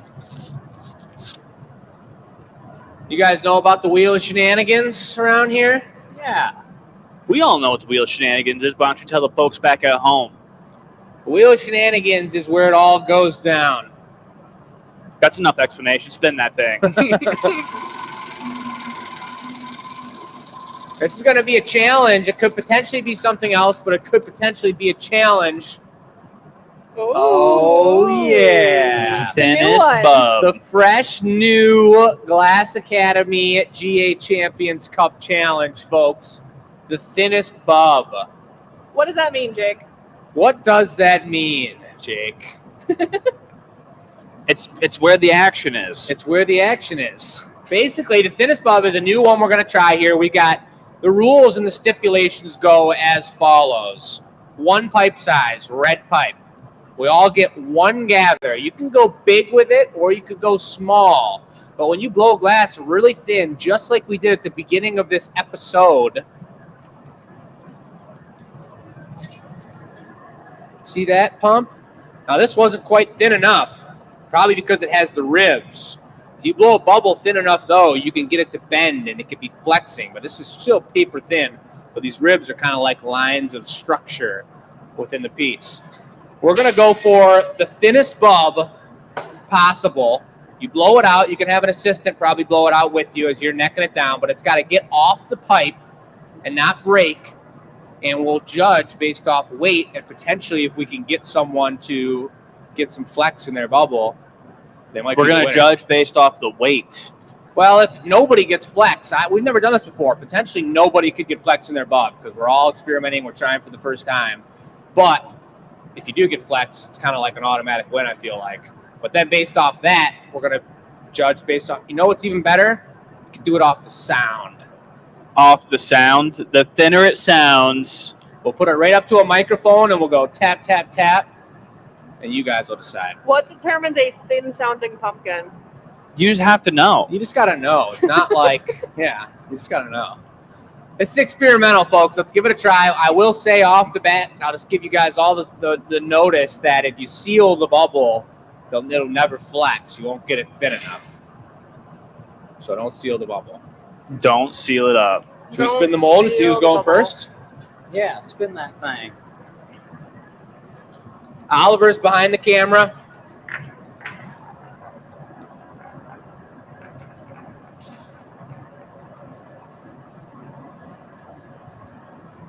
That looks like Jake It going kinda first. started on you, though, dude. I don't. The mold molds. The You mold know, knows. it knows. All right. You want to go first? Go first. All right, Matt's going first. I'll let him figure all that stuff out. Man, I was looking like I want you to figure all this out. All right, 1 gather, 1 bub, 1 chance, 1 life, or something like that. Who's gonna assist Matt? I'll assist, or you want to assist? Got a preference? Matt, you want to choose your assistant? If you don't choose me, my Choose feelings your will be hurt. fighter. I think I heard him say, Oliver, That's definitely. get in there. Choose amongst yourselves. Choose amongst yourselves.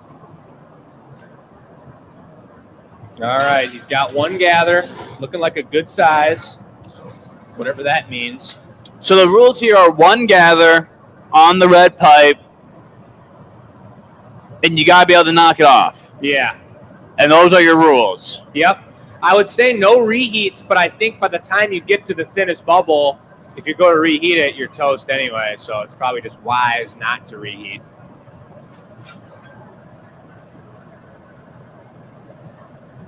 Let's give it a little bit of shapeage. He's introducing Thine Bubble.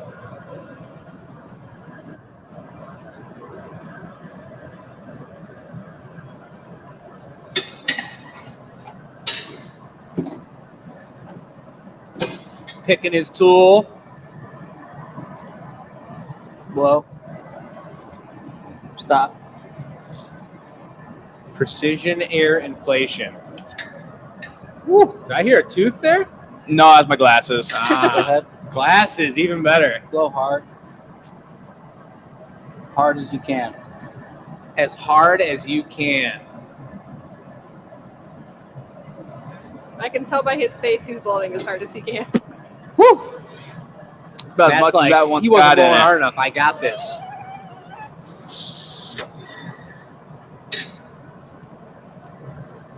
Oh, he's testing it with a finger, and I saw his fingers smoke. Then he shook his head. He was like, nah. That's like, that's not the move.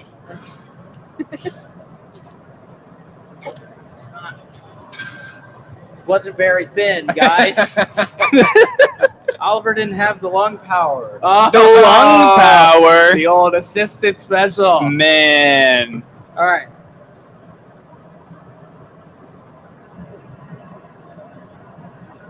There it goes. Oh yeah, there you go.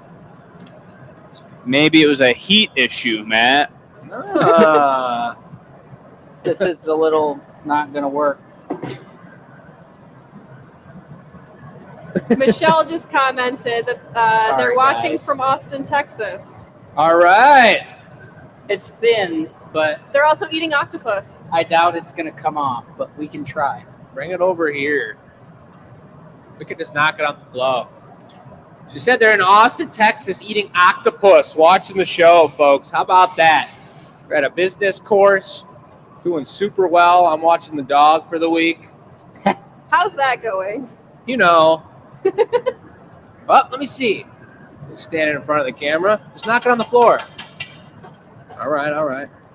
So now we need to get a little measurement of what sound it makes. Let's let it cool down. We can measure them all at the end, I'd say. I can just get a hammer right now, Jay. It's too thin. It's not going to break. I could get the hammer right now. Oliver, you want to go next, or am I going next? Just crack. I can go next. It did crack. Yeah, I heard Oh, it did it. Well, that means it was too thick, brother. It's all right. Matt, you're going to assist me, right? Yeah, I'll get that done for you. All right, here comes Oliver. You can smell the competitiveness in the air, folks. It's no different than any other Glass Academy special show here, the Gathering Point. Here comes Oliver. He is the freshest of the bunch, but we have seen some beginner's luck from time to time. If anyone skates by with beginner's luck, it's me. Didn't All you right. win your first longest drop? With beginner's luck. With beginner's luck. I think I won my first challenge too. I think you did too.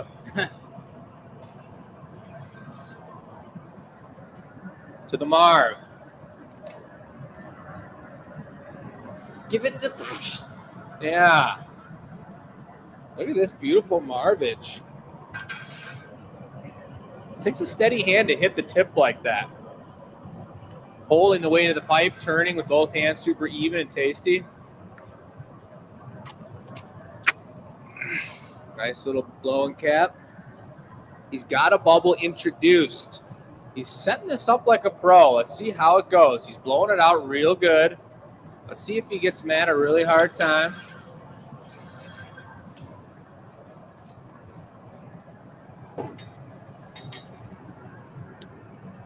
There. Oliver picked up some skills over one weekend at the Ren Fair.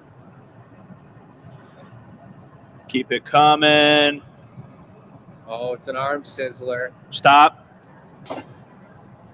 Light air.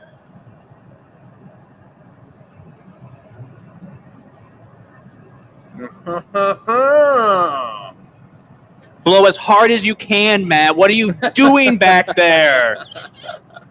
This is abysmal air. I'm done. That's it. That's it. You've exhausted the compressor. Oh. I don't know about that one, but All right, we're going to see. We're going to see. I'm not quite as brave enough to touch it. A little bit of water, maybe some cold metal. They're going to get it right off of there. Matt just presented Oliver with a drop of water. I threw it back in there. You guys, you got to watch out when you're working in a team setting with glass and someone brings water to your piece. It's usually competition sabotage. I don't know about that. That could have been a bad mojo drop of water. Mm-hmm. There was ill intent in the water that Matt brought.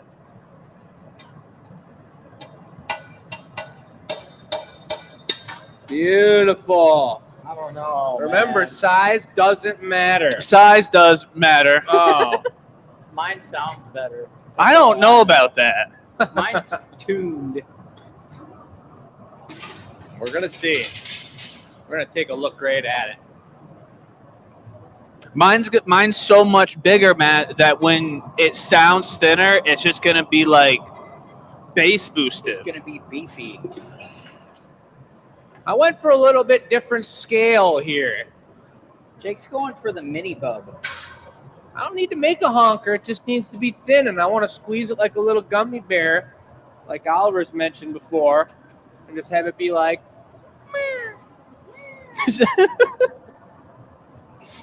Here's the competition, folks. Can he do it? Can he do it? Can he win? Come on now. Let's hope not.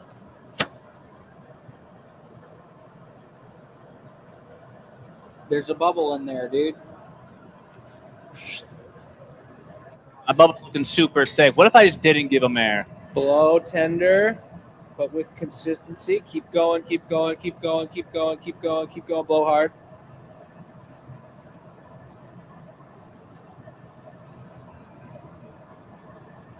Stop. Ooh, baby. What does that look like? Looks like it's got inch thick walls on it, Jake. inch thick. That looks like it's concrete. That's one heavy bubble, folks.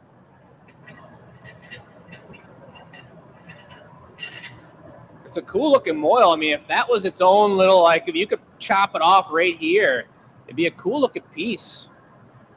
If it had like something to hold at a base, you know? Yeah. And there were like little people living on the inside of it or something. Like a little teeny tiny person terrarium. Yeah. Just like that. Can he break it off? Oh? I just heard You it better crack. watch out for my bubble there. Little extra breakage on that. Dude. Does it count? It's an experimental competition, but that sure seems like disqualification. I don't know. It looks pretty good to me. It wasn't a part of the It rules. looks good to me now. It wasn't a rule. It wasn't specified. Well, let's see here. You gotta get a mic up to it, Matt. Let's do mine first. All right, here he comes. Probably got to hold it. One person hold it, one person tap it. And if it's still too hot to hold, I was going to say, here we go.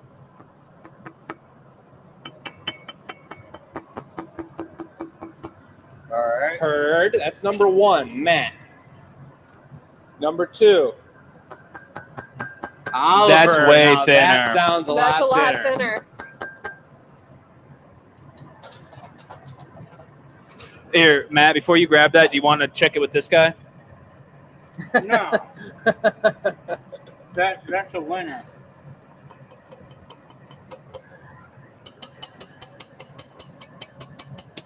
Yeah. Oh, baby. I don't I mean, know. we could look at the thickness on the side of the bub. I think you won, Jacob. Think. So was it this one? But the people Yeah. want to know who took Matt's second. Oliver's is pretty thin, dude. But it's not thin all the way through. I don't know. This may not be a decidable thing, folks.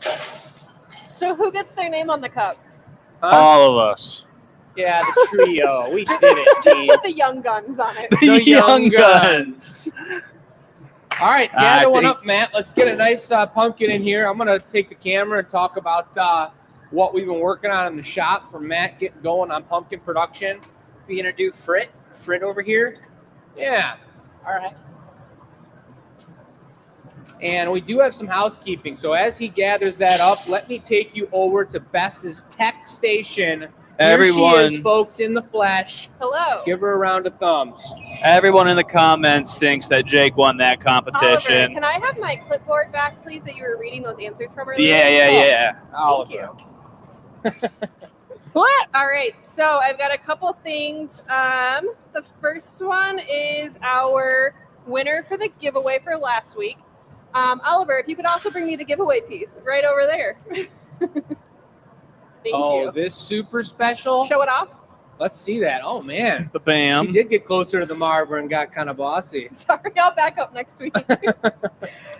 So our giveaway question last week was, what was a fail that you had that turned into a success? The winner of this piece said that they went fishing in the Kenai River in Alaska, and they caught a large salmon, fell down into the river, filled up my waders with water, but managed to keep the large salmon on the line. That's pretty hardcore. We love That's, salmon around here. We do love salmon. So, I just went to the store and Kayla slapped my hand from me buying salmon today. She said that's enough salmon, Oliver. Yeah. enough salmon. Mm-hmm. Well, I had to settle for hot dogs. Let's hear this that's very winner. different. Who got this thing? All right, so the winner of and Donna titled this the Blue Tank Tequila Sipper / Jelly Bean Holder. Well, if you guys watched last week's show, you may know why we said that. But our winner is Chris Mueller. Yeah, the Blue Tank Tequila Sipper Jelly Bean Holder. Very nice. Congratulations, Congrats, Chris. Yellow beans. So congratulations, Chris. Oliver, Kayla also said that it's not what I said, slander. So Kayla is calling you out. Well, she's not here in person, so As Did we far have some as other? the second giveaway, you guys can kind of listen to me and watch Matt go. Go for it, man. We are Go not for it. doing the $25 gift card giveaway on the show tonight, and let me explain why. So we have changed up this week how we're doing that giveaway. Previously, it was through the comments, I believe, on the E-News. E-News. Yes, thank you. So now what we're doing is we are actually moving that to comments on the video on the website. So every week, instead of responding to the e-news, you have to comment on the video on our website. So it'll be a website comment. So what we're saying, folks, and Matt's going to be heating that up. I'm going to show you guys Bess one more time. Correct me if I'm wrong. We're going to embed these YouTube videos into our website. You got it. So that when people watch the video, they're not directed to YouTube. They watch it directly on our site, and they can have a whole comment forum on our webpage. You got And it. the way that you get entered to win $25 every week is one single comment at a minimum on that video on our website. Absolutely. Every week that's going to change, but like you said, it's going to be embedded on the website. So when they go to watch the video, it's going to take them directly to our website. We're going to try to keep everything in one place. The video is still viewable on YouTube, but to enter for that gift card, you have to place a comment on our website on that page where the video is embedded. Oh, well, it just sounds swell. So the one for this week, I think we had a little bit of confusion about that. So we're extending that. So Mhm. typically the gift card we would give away tonight, we're going to give away next week as well as next week's. So we'll have Perfect. 3 giveaways next week. We'll have our giveaway piece, and then we'll have this week's $25 gift card and next week's $25 gift card. So people still have a chance to enter for this week's. I always say that I kind of feel like you guys are spoiled by the amount of stuff that Michelle likes to give away. So we're going to be giving away $50 and a giveaway product next week. And that giveaway product, we still have a little over a half hour here. So it's not going to be, this piece won't be the giveaway. This piece is going to be for sale. but what if this piece is super awesome? If this piece is super awesome, It'll go up for sale on the website. then it's going to be in some lucky customer's hands when they buy it. Thought I could catch you slipping. Never. But congratulations again, Chris. If you are local, you could definitely pick up that piece, or you can pay for shipping and we'll get that out to you. You'll be getting an email sent to you by Donna, so look out for that. Congratulations. Congrats. Donna, the email Bess, champion. do you think that most people who win the giveaway piece, do they have it shipped? Or do they come and pick it up? It really depends. I have definitely seen people come in and come pick it up, but we've actually been shipping out a lot of them because we have viewers from all over the place right now, which is super awesome. Okay. So we have been shipping out a decent amount of them, but I get to see the people come in once in a while to come pick those up if they're local. We actually had Carol. Carol won, if you remember, the ice cream dish that Chris made. Jutris? Yes. Carol Yes. came down from Canada to pick up hers. I remember that. That's kind of what I was thinking of, because it was cool to see her, who we see in the comments all the time, but actually come to the shop and like put a face to the name. Yeah. And get to meet her in person. Yeah, I do like seeing regulars, especially when we have Customer Appreciation Day or we have even people at RenFest. I went out to RenFest for the first time ever this past weekend, and it was really cool to be able to put some faces with names there as well.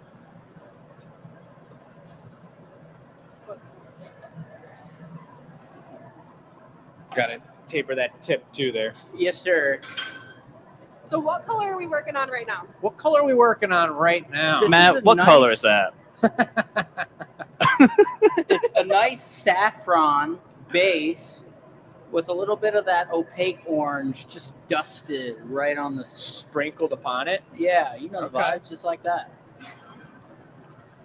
I'm gonna marver this tip out and get it nice and conical, and then I'm gonna hit that mold. One thing we were talking about earlier this week and hitting molds is that's super important in both stems and especially with bubbles to get good texture in any kind of mold you're hitting. If you hit the sides of the mold before you hit the bottom, it cools down the exterior of the glass. You'll never get the full texture you want. And oftentimes you'll blow a bubble out through the bottom really thin too. So it's really important. And Matt made a nice move there. He shaped it up. It should be the perfect size that it could fit, drop right into the bottom of this mold. And then you'll give it the super pow and give it the ultra texture. Exactly. Just as a reminder, everybody, we still have those two orange and pink bar color pumpkins available. Those are live and posted. Oh, yeah. A couple products left on the table. I think a couple different nuts are left as well. Look at that perfect fit. He's up on his tippy toes. Paint splattered everywhere.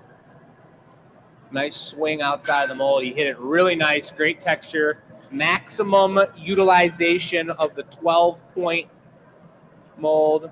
Matt, if you're not careful, we're going to think you know what you're doing. Yeah, be careful, dude. So he picked one pair of jacks, and then he may switch to the other pair of jacks halfway through. Is there a difference between the two? Stop. Definitely. I was mentioning it a little bit earlier. These ones, for most pumpkins, are the ones you want to use. You got to be careful because the extra width of them will cool the neck down a little bit too much from time to time. But you really want to have these extra sharp blades here for getting a nice crease in there, because if you do the pumpkin correct, and all the shapes are different, there's many different shapes, but a lot of times, like what he's going for right there is that beautiful concave natural look from the top of the pumpkin. When you have that, you may have sealed it off, when you have that that neck pushed all the way into the pumpkin, you want to have that neckline as tight and crisp as you can. If it's a rounded edge like an Avolio of a goblet, You want me going for the bit? then you'll never be able to just tap the pipe. It needs to have a nice sharp edge to break off on. So he's got a really beautiful shape with a tall shoulder. That's up where, if you look at a human being, if you look at Matt, maybe I can zoom right in on his shoulder. There it is, folks. That's his shoulder. Just like a pumpkin, the shoulder is the top kind of edge of the pumpkin. And when you see it sticking out wide, like the pump's been going to the gym, you know that that pump was pumped up with a lot of heat. It wasn't pumped up cold. It didn't blow out through the bottom. Matt, do you have a color preference for your stem, or do you want me to? Just wing it, dude. All right. He said, just wing it. Now we're in the collab station. You got the light orange with the dark orange splashed on top. Mhm. Sounds like a gold brown situation. That does sound like that. Beautiful move there by Matt. Gave that bottom a little bit of heat. Gave it a little bit of psh. And now he's got his microphone dangling, folks. Just dangling. We got her. He wrangled it like a snake. So he's just walking around to come show us what's up. He's still got plenty of time until Oliver's ready with that stem. Take a look at that. And remember, that's kind of got a red situation. Turn slow and just hold her steady. Look at that tall shoulder. It looks really red like that right now. That's because the glass is still like 1,500 degrees. As it starts cooling down, it's going to start showing more orange, but we're probably not going to see any of it while we're still putting this stem on. Oliver's been doing a champion's man's work on stems here. We did a full half day of pumpkins the other day, and I'd say probably like 92% of stems came almost perfect. And that's just a beautiful thing, because when we're in the mojo, just like we were talking about earlier, when you're in the zone and things are running, all of a sudden you get a bad stem and it curls off the side, and all of a sudden your mojo's depleted. When you get it running like that, like he was doing, it's just a beautiful thing. So here goes the team, you guys, the two youngest guns of the Glass Academy going to STEM Town. I'm going to have to get closer. Look at this. Beautiful stem. Matt's pulled it at the perfect length. Good. Perfect stem. Cools it down a little bit. Folds it back down over. You touch it to the hot spot of the body so it sticks nice. And you don't always need to get the full curl in there either. You can do a half curl and switch around to the other side and torch it down just like he's doing. I'll turn around towards you. Nice tall stem here. Trying to get under there. There we go. Beautiful, elegant curl. It's looking tight. And there's a beautiful elegance in the way that you use the torch like this too, and not overheating it, not underheating it, but getting the heat right where you want it in order to squish it to the body. Just like that. Beautiful. I got it. Here comes the bling bling, folks. To answer everyone's question from earlier, this is what iridizes the stem. Kind of looks like that pumpkin is flying through the atmosphere like a meteorite. Matt, that's super tight. Back it away from the camera, but that is super tight. Beautiful. So one more time, when that's all cooled down, what color will that look like? That's going to be a transparent orange with a bright opaque orange specklet Matt, and a take that. metallic, dark, iridescent golden job. stem. Sealed it off, but it's all right. we made it to the Get finish a little line. bit of love up in the chat there, Matt. Oh, thanks. Super tight. That was super tight. Coming along swellingly, folks. We're getting into pump land, and it's just a beautiful thing. Before we do the giveaway, can we look at the table one more time and go over the question one more time? Yes. Thank you. Table one more time, question one more time. Do you guys want to handle that, and I'll get the situation ready for the giveaway? Yeah, I could talk about some of this stuff on the table. All right. Matt, you on camera? Perfect. Whew, all these guys on the table are still here, correct, Yes, Bess? everything's still available. Okay. I've got one left of that recycled acorn. Only one. This is the last one. Yes. So, guys, if you want a recycle acorn, you could have this very one in my hand. There's potential for that. This fairy one? This very one, I don't know, man. If anyone watching is an English major or writes essays for a living, I gotta be your least favorite person on this show. One thing I want to point out about the acorns, and this is like part of all the acorns, is this pineapple pattern on the top that gives it a nice little bit of texture. I don't know if we can get a good zoom on that, Matt. Kind of show it off a little bit. Gives it some extra character that I think like the acorns really, really benefit from. All right. Move on to this pink boy again. Show him off a little bit. Matt, you're going to have to let me know how it shows up on the camera, but we have on these ribs, they are white, and I'm sure they read as white, but they are very sugarified. They are sugged out. Lots of texture. It feels great. Good contrast between the inside of the ribs. And it's just a beautiful pink pumpkin. We love that around here. I'm super excited to see how that one we made turned out. I'm going to show off the other two acorns real quick. We've got 3 left of that one in your hand. 3 left of this one. This is the new style.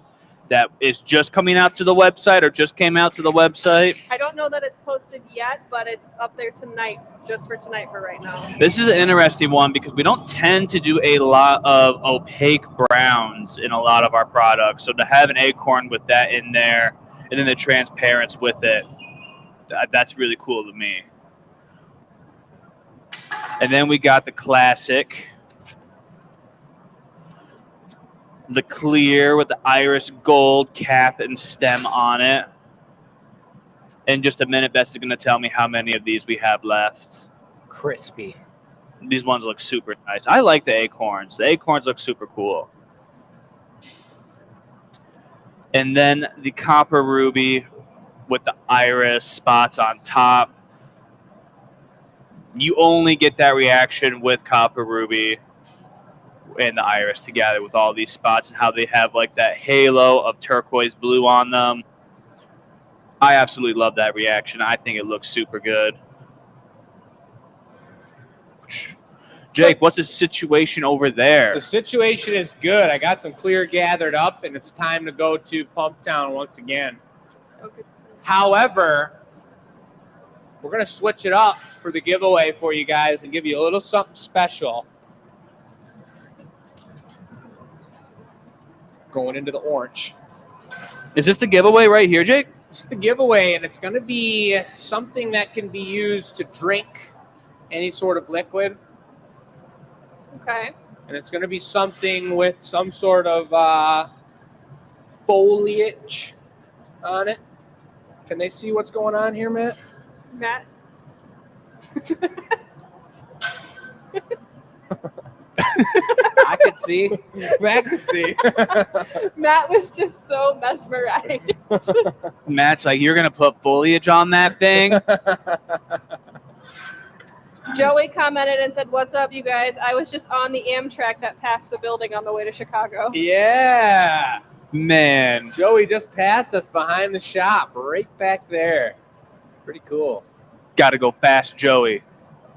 We've had a couple guesses for some sort of a glass with a pumpkin stem and leaves on it. Someone guessed that? Yes.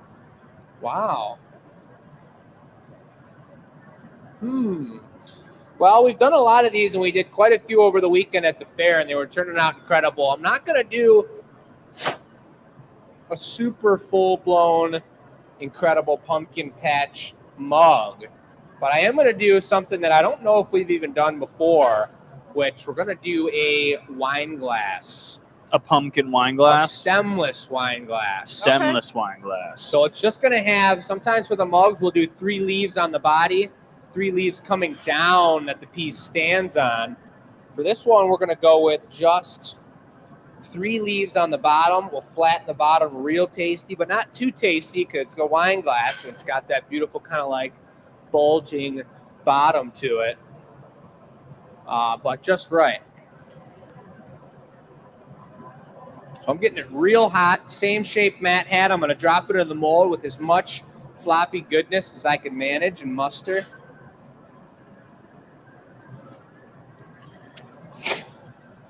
Give it the super pow.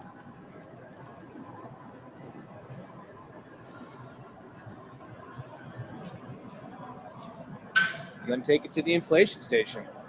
Are these, I guess I'm a little bit confused, Jake. Are these leaves going to be decor leaves or are they going to be foot leaves? Functionally decor. Functionally decor, okay. Yeah. Although I think it's going to be more decor than function. All right, blow.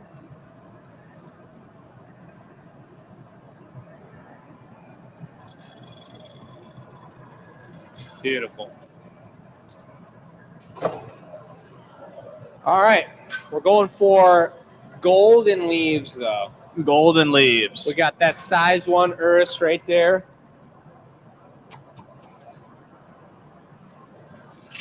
I like the larger grain gold for this scenario because it's kind of going to give it like an autumn leaf look where it's not just a golden You want these leaf. all as one bit or? Maybe one at a time would probably be best.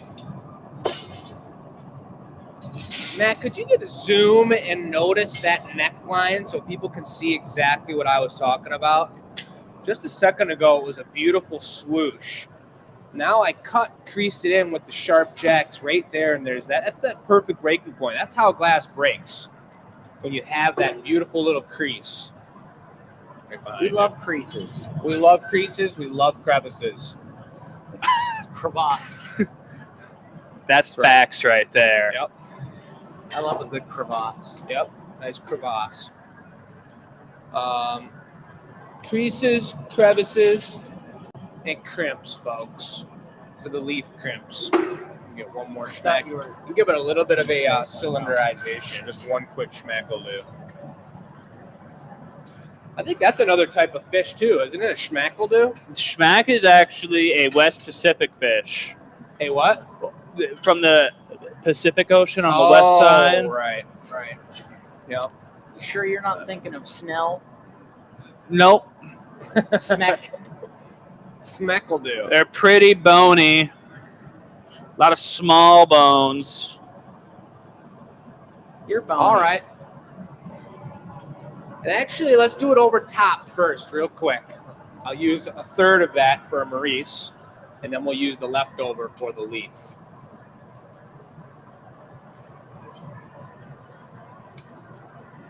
Try not to fold it if possible.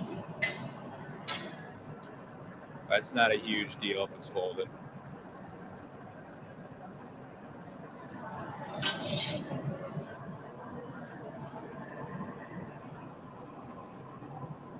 That is 9 platform. Nice and crisp.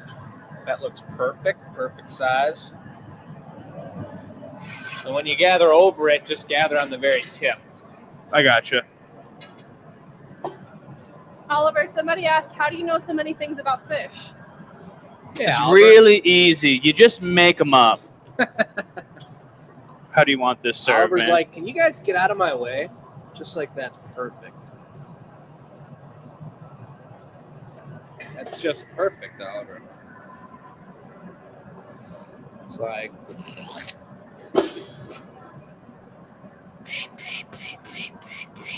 exactly right. Good sound effects, Matt.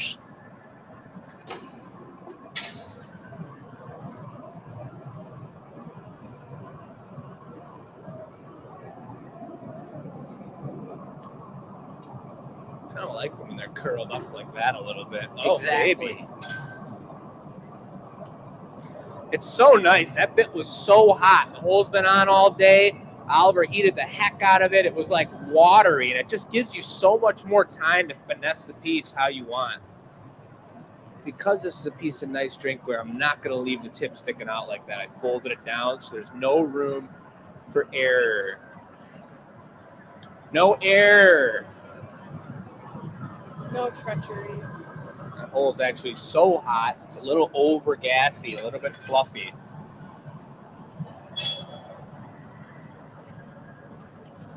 Nobody likes a gassy hole. No. No, they don't. Unless you're trying to give it the bling bling, folks.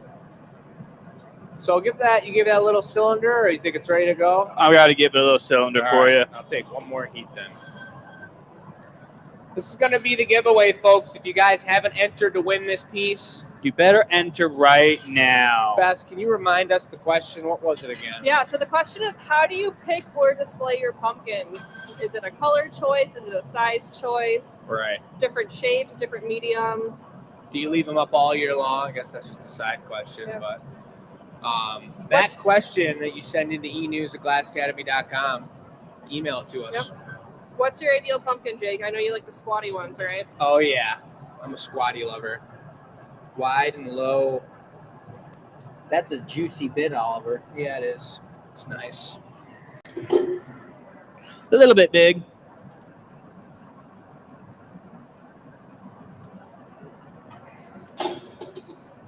I need to hurry up and get to the hole like right now.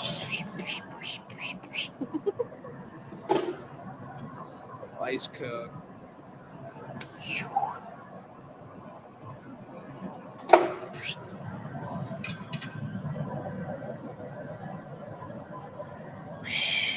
There you go. Made it in the nick of time. Someone mentioned they're liking the new shirt Oliver's wearing. That's the Michigan Room shirts. Yeah. Represent. Nobody likes my shirt. The dark blue. Your shirt's cool. Your shirt's my favorite color, Matt. Does that help?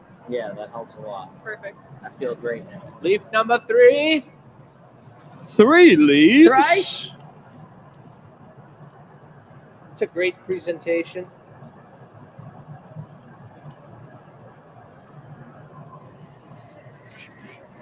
And then you only wanted 3 leaves, right? 3 is going to do me just perfect.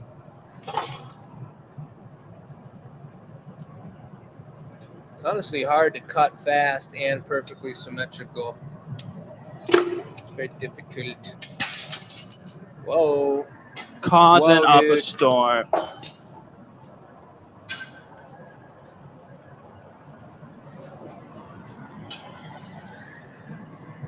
Oh, you're just done with the camera?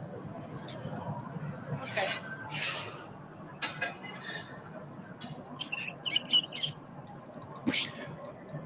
So now we want to put 27 vine trimmings on it. No, I should have indented the bottom a little bit more here, but what I'm going to do is have maybe Bess get involved from the, maybe you can even take a shot from back there. I don't know, but cap it like you've done before. Oliver's shaping up a beautiful punny. Bess is going to hold the air in there. The last thing I want to do is lose that Coming beautiful, low, wide, elegant shape on the bottom of this wine glass. So when I go to take it to Squish Town here, she's going to cap the air in there so that it pushes out. When I push up into it to give it a little bit of a indent, it doesn't just push the air out. It's kind of like the pumpkins too. You want it to be bulbous and have a really beautiful, elegant shape. And I hope that made sense to you guys. All right, Cappy.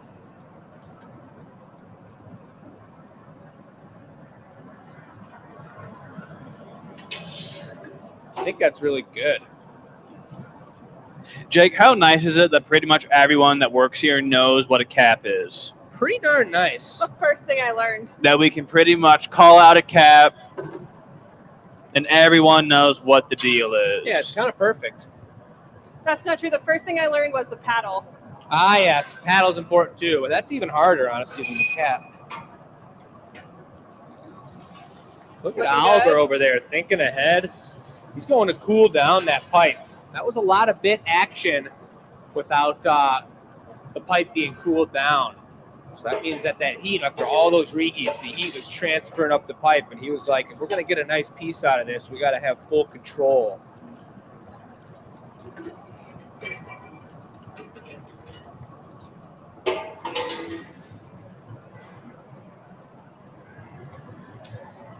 Got a really cold pipe now.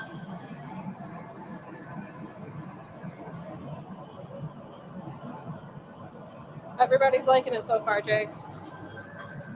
Shouts out, everybody. Feels good to be on the show. Everything's been going smooth. I'd like to mention again to you guys that now is the most perfect weather. That was a really nice punny, Oliver. Thanks. I made that just for you. Oh! Now is the perfect weather and the perfect time to take a class at the Glass Academy. Come on through to Dearborn and come kick it with the team. We actually had a couple people this past weekend say how excited they were it was cooling down Oh, yeah. so that they could come in and do classes. That's super huge. I mean, I get it during the summer if you guys didn't want to come in and get all crazy and get all sweaty with us, even though we had quite a few people come through in the summertime. But it's just beautiful weather right now. Come in here and just have a glass of water and kick it and get warm. It's when you start putting on a sweater, coming into the glass shop and standing in front of the furnace is a nice thing. It's a good time. Thank you very I was much. excited to pull my jeans out. Yeah, I don't know how you do that. I actually had a hoodie on today, too. Yeah. This is my favorite weather. I keep my AC on me. It could have. Oh, There. I don't. But I'm a November baby, so I It'll love bend fall back. weather. I'll be January. Oliver was just mentioning, I didn't notice until just now, until around the punny, but he's noticing that the pipe was bent. He didn't think it was bent before, that it potentially could have been the water hitting the pipe. When you do cool down a pipe like that or instantly heat it up, you take an ice cold pipe from the locker and stick it halfway into the furnace, the pipe will bend from the heat. So it totally does happen from time to time, but usually they'll bend back unless it's a repeated thing that you keep doing. But typically, you never really need to cool the pipe down all the way up to where it's red hot. Oh, that's a paper thin, perfect wine glass situation. I'll rip this open myself if you want to go for the stamper. All right. Why don't you talk about how hard it is to keep those ribs straight on the pumpkins? I mean, like you're doing it cup style. It's really tough, and we're going to see what happens here, especially with this thinner glass, to turn perfectly equal in both directions at different varying temperatures. It's constantly heating up, cooling down. So I'm trying. It's kind of hard to even see what's going on, though.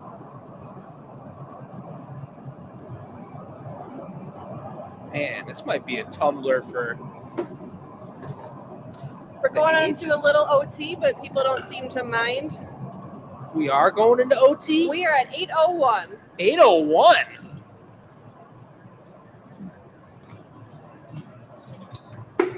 I think this is just a perfect giveaway situation, folks.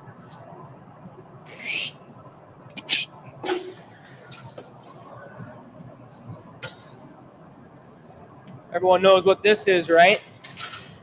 It's the juicy stamper. stamper.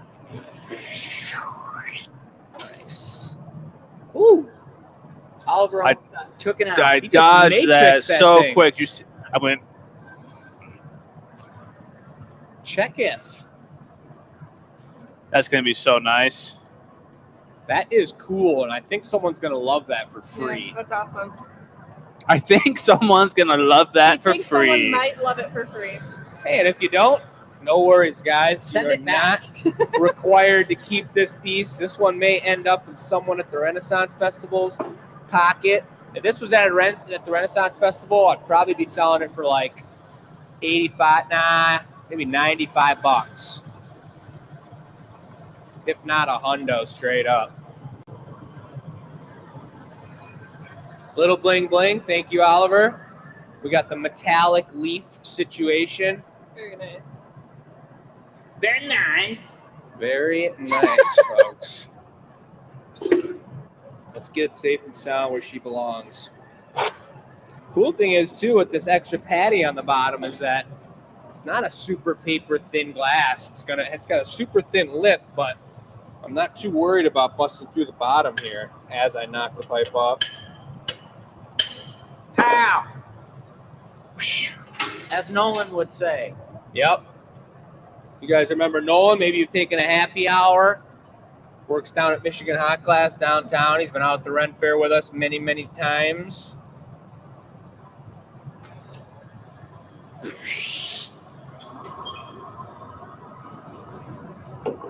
So Matt, you know how Jake has Jake-isms?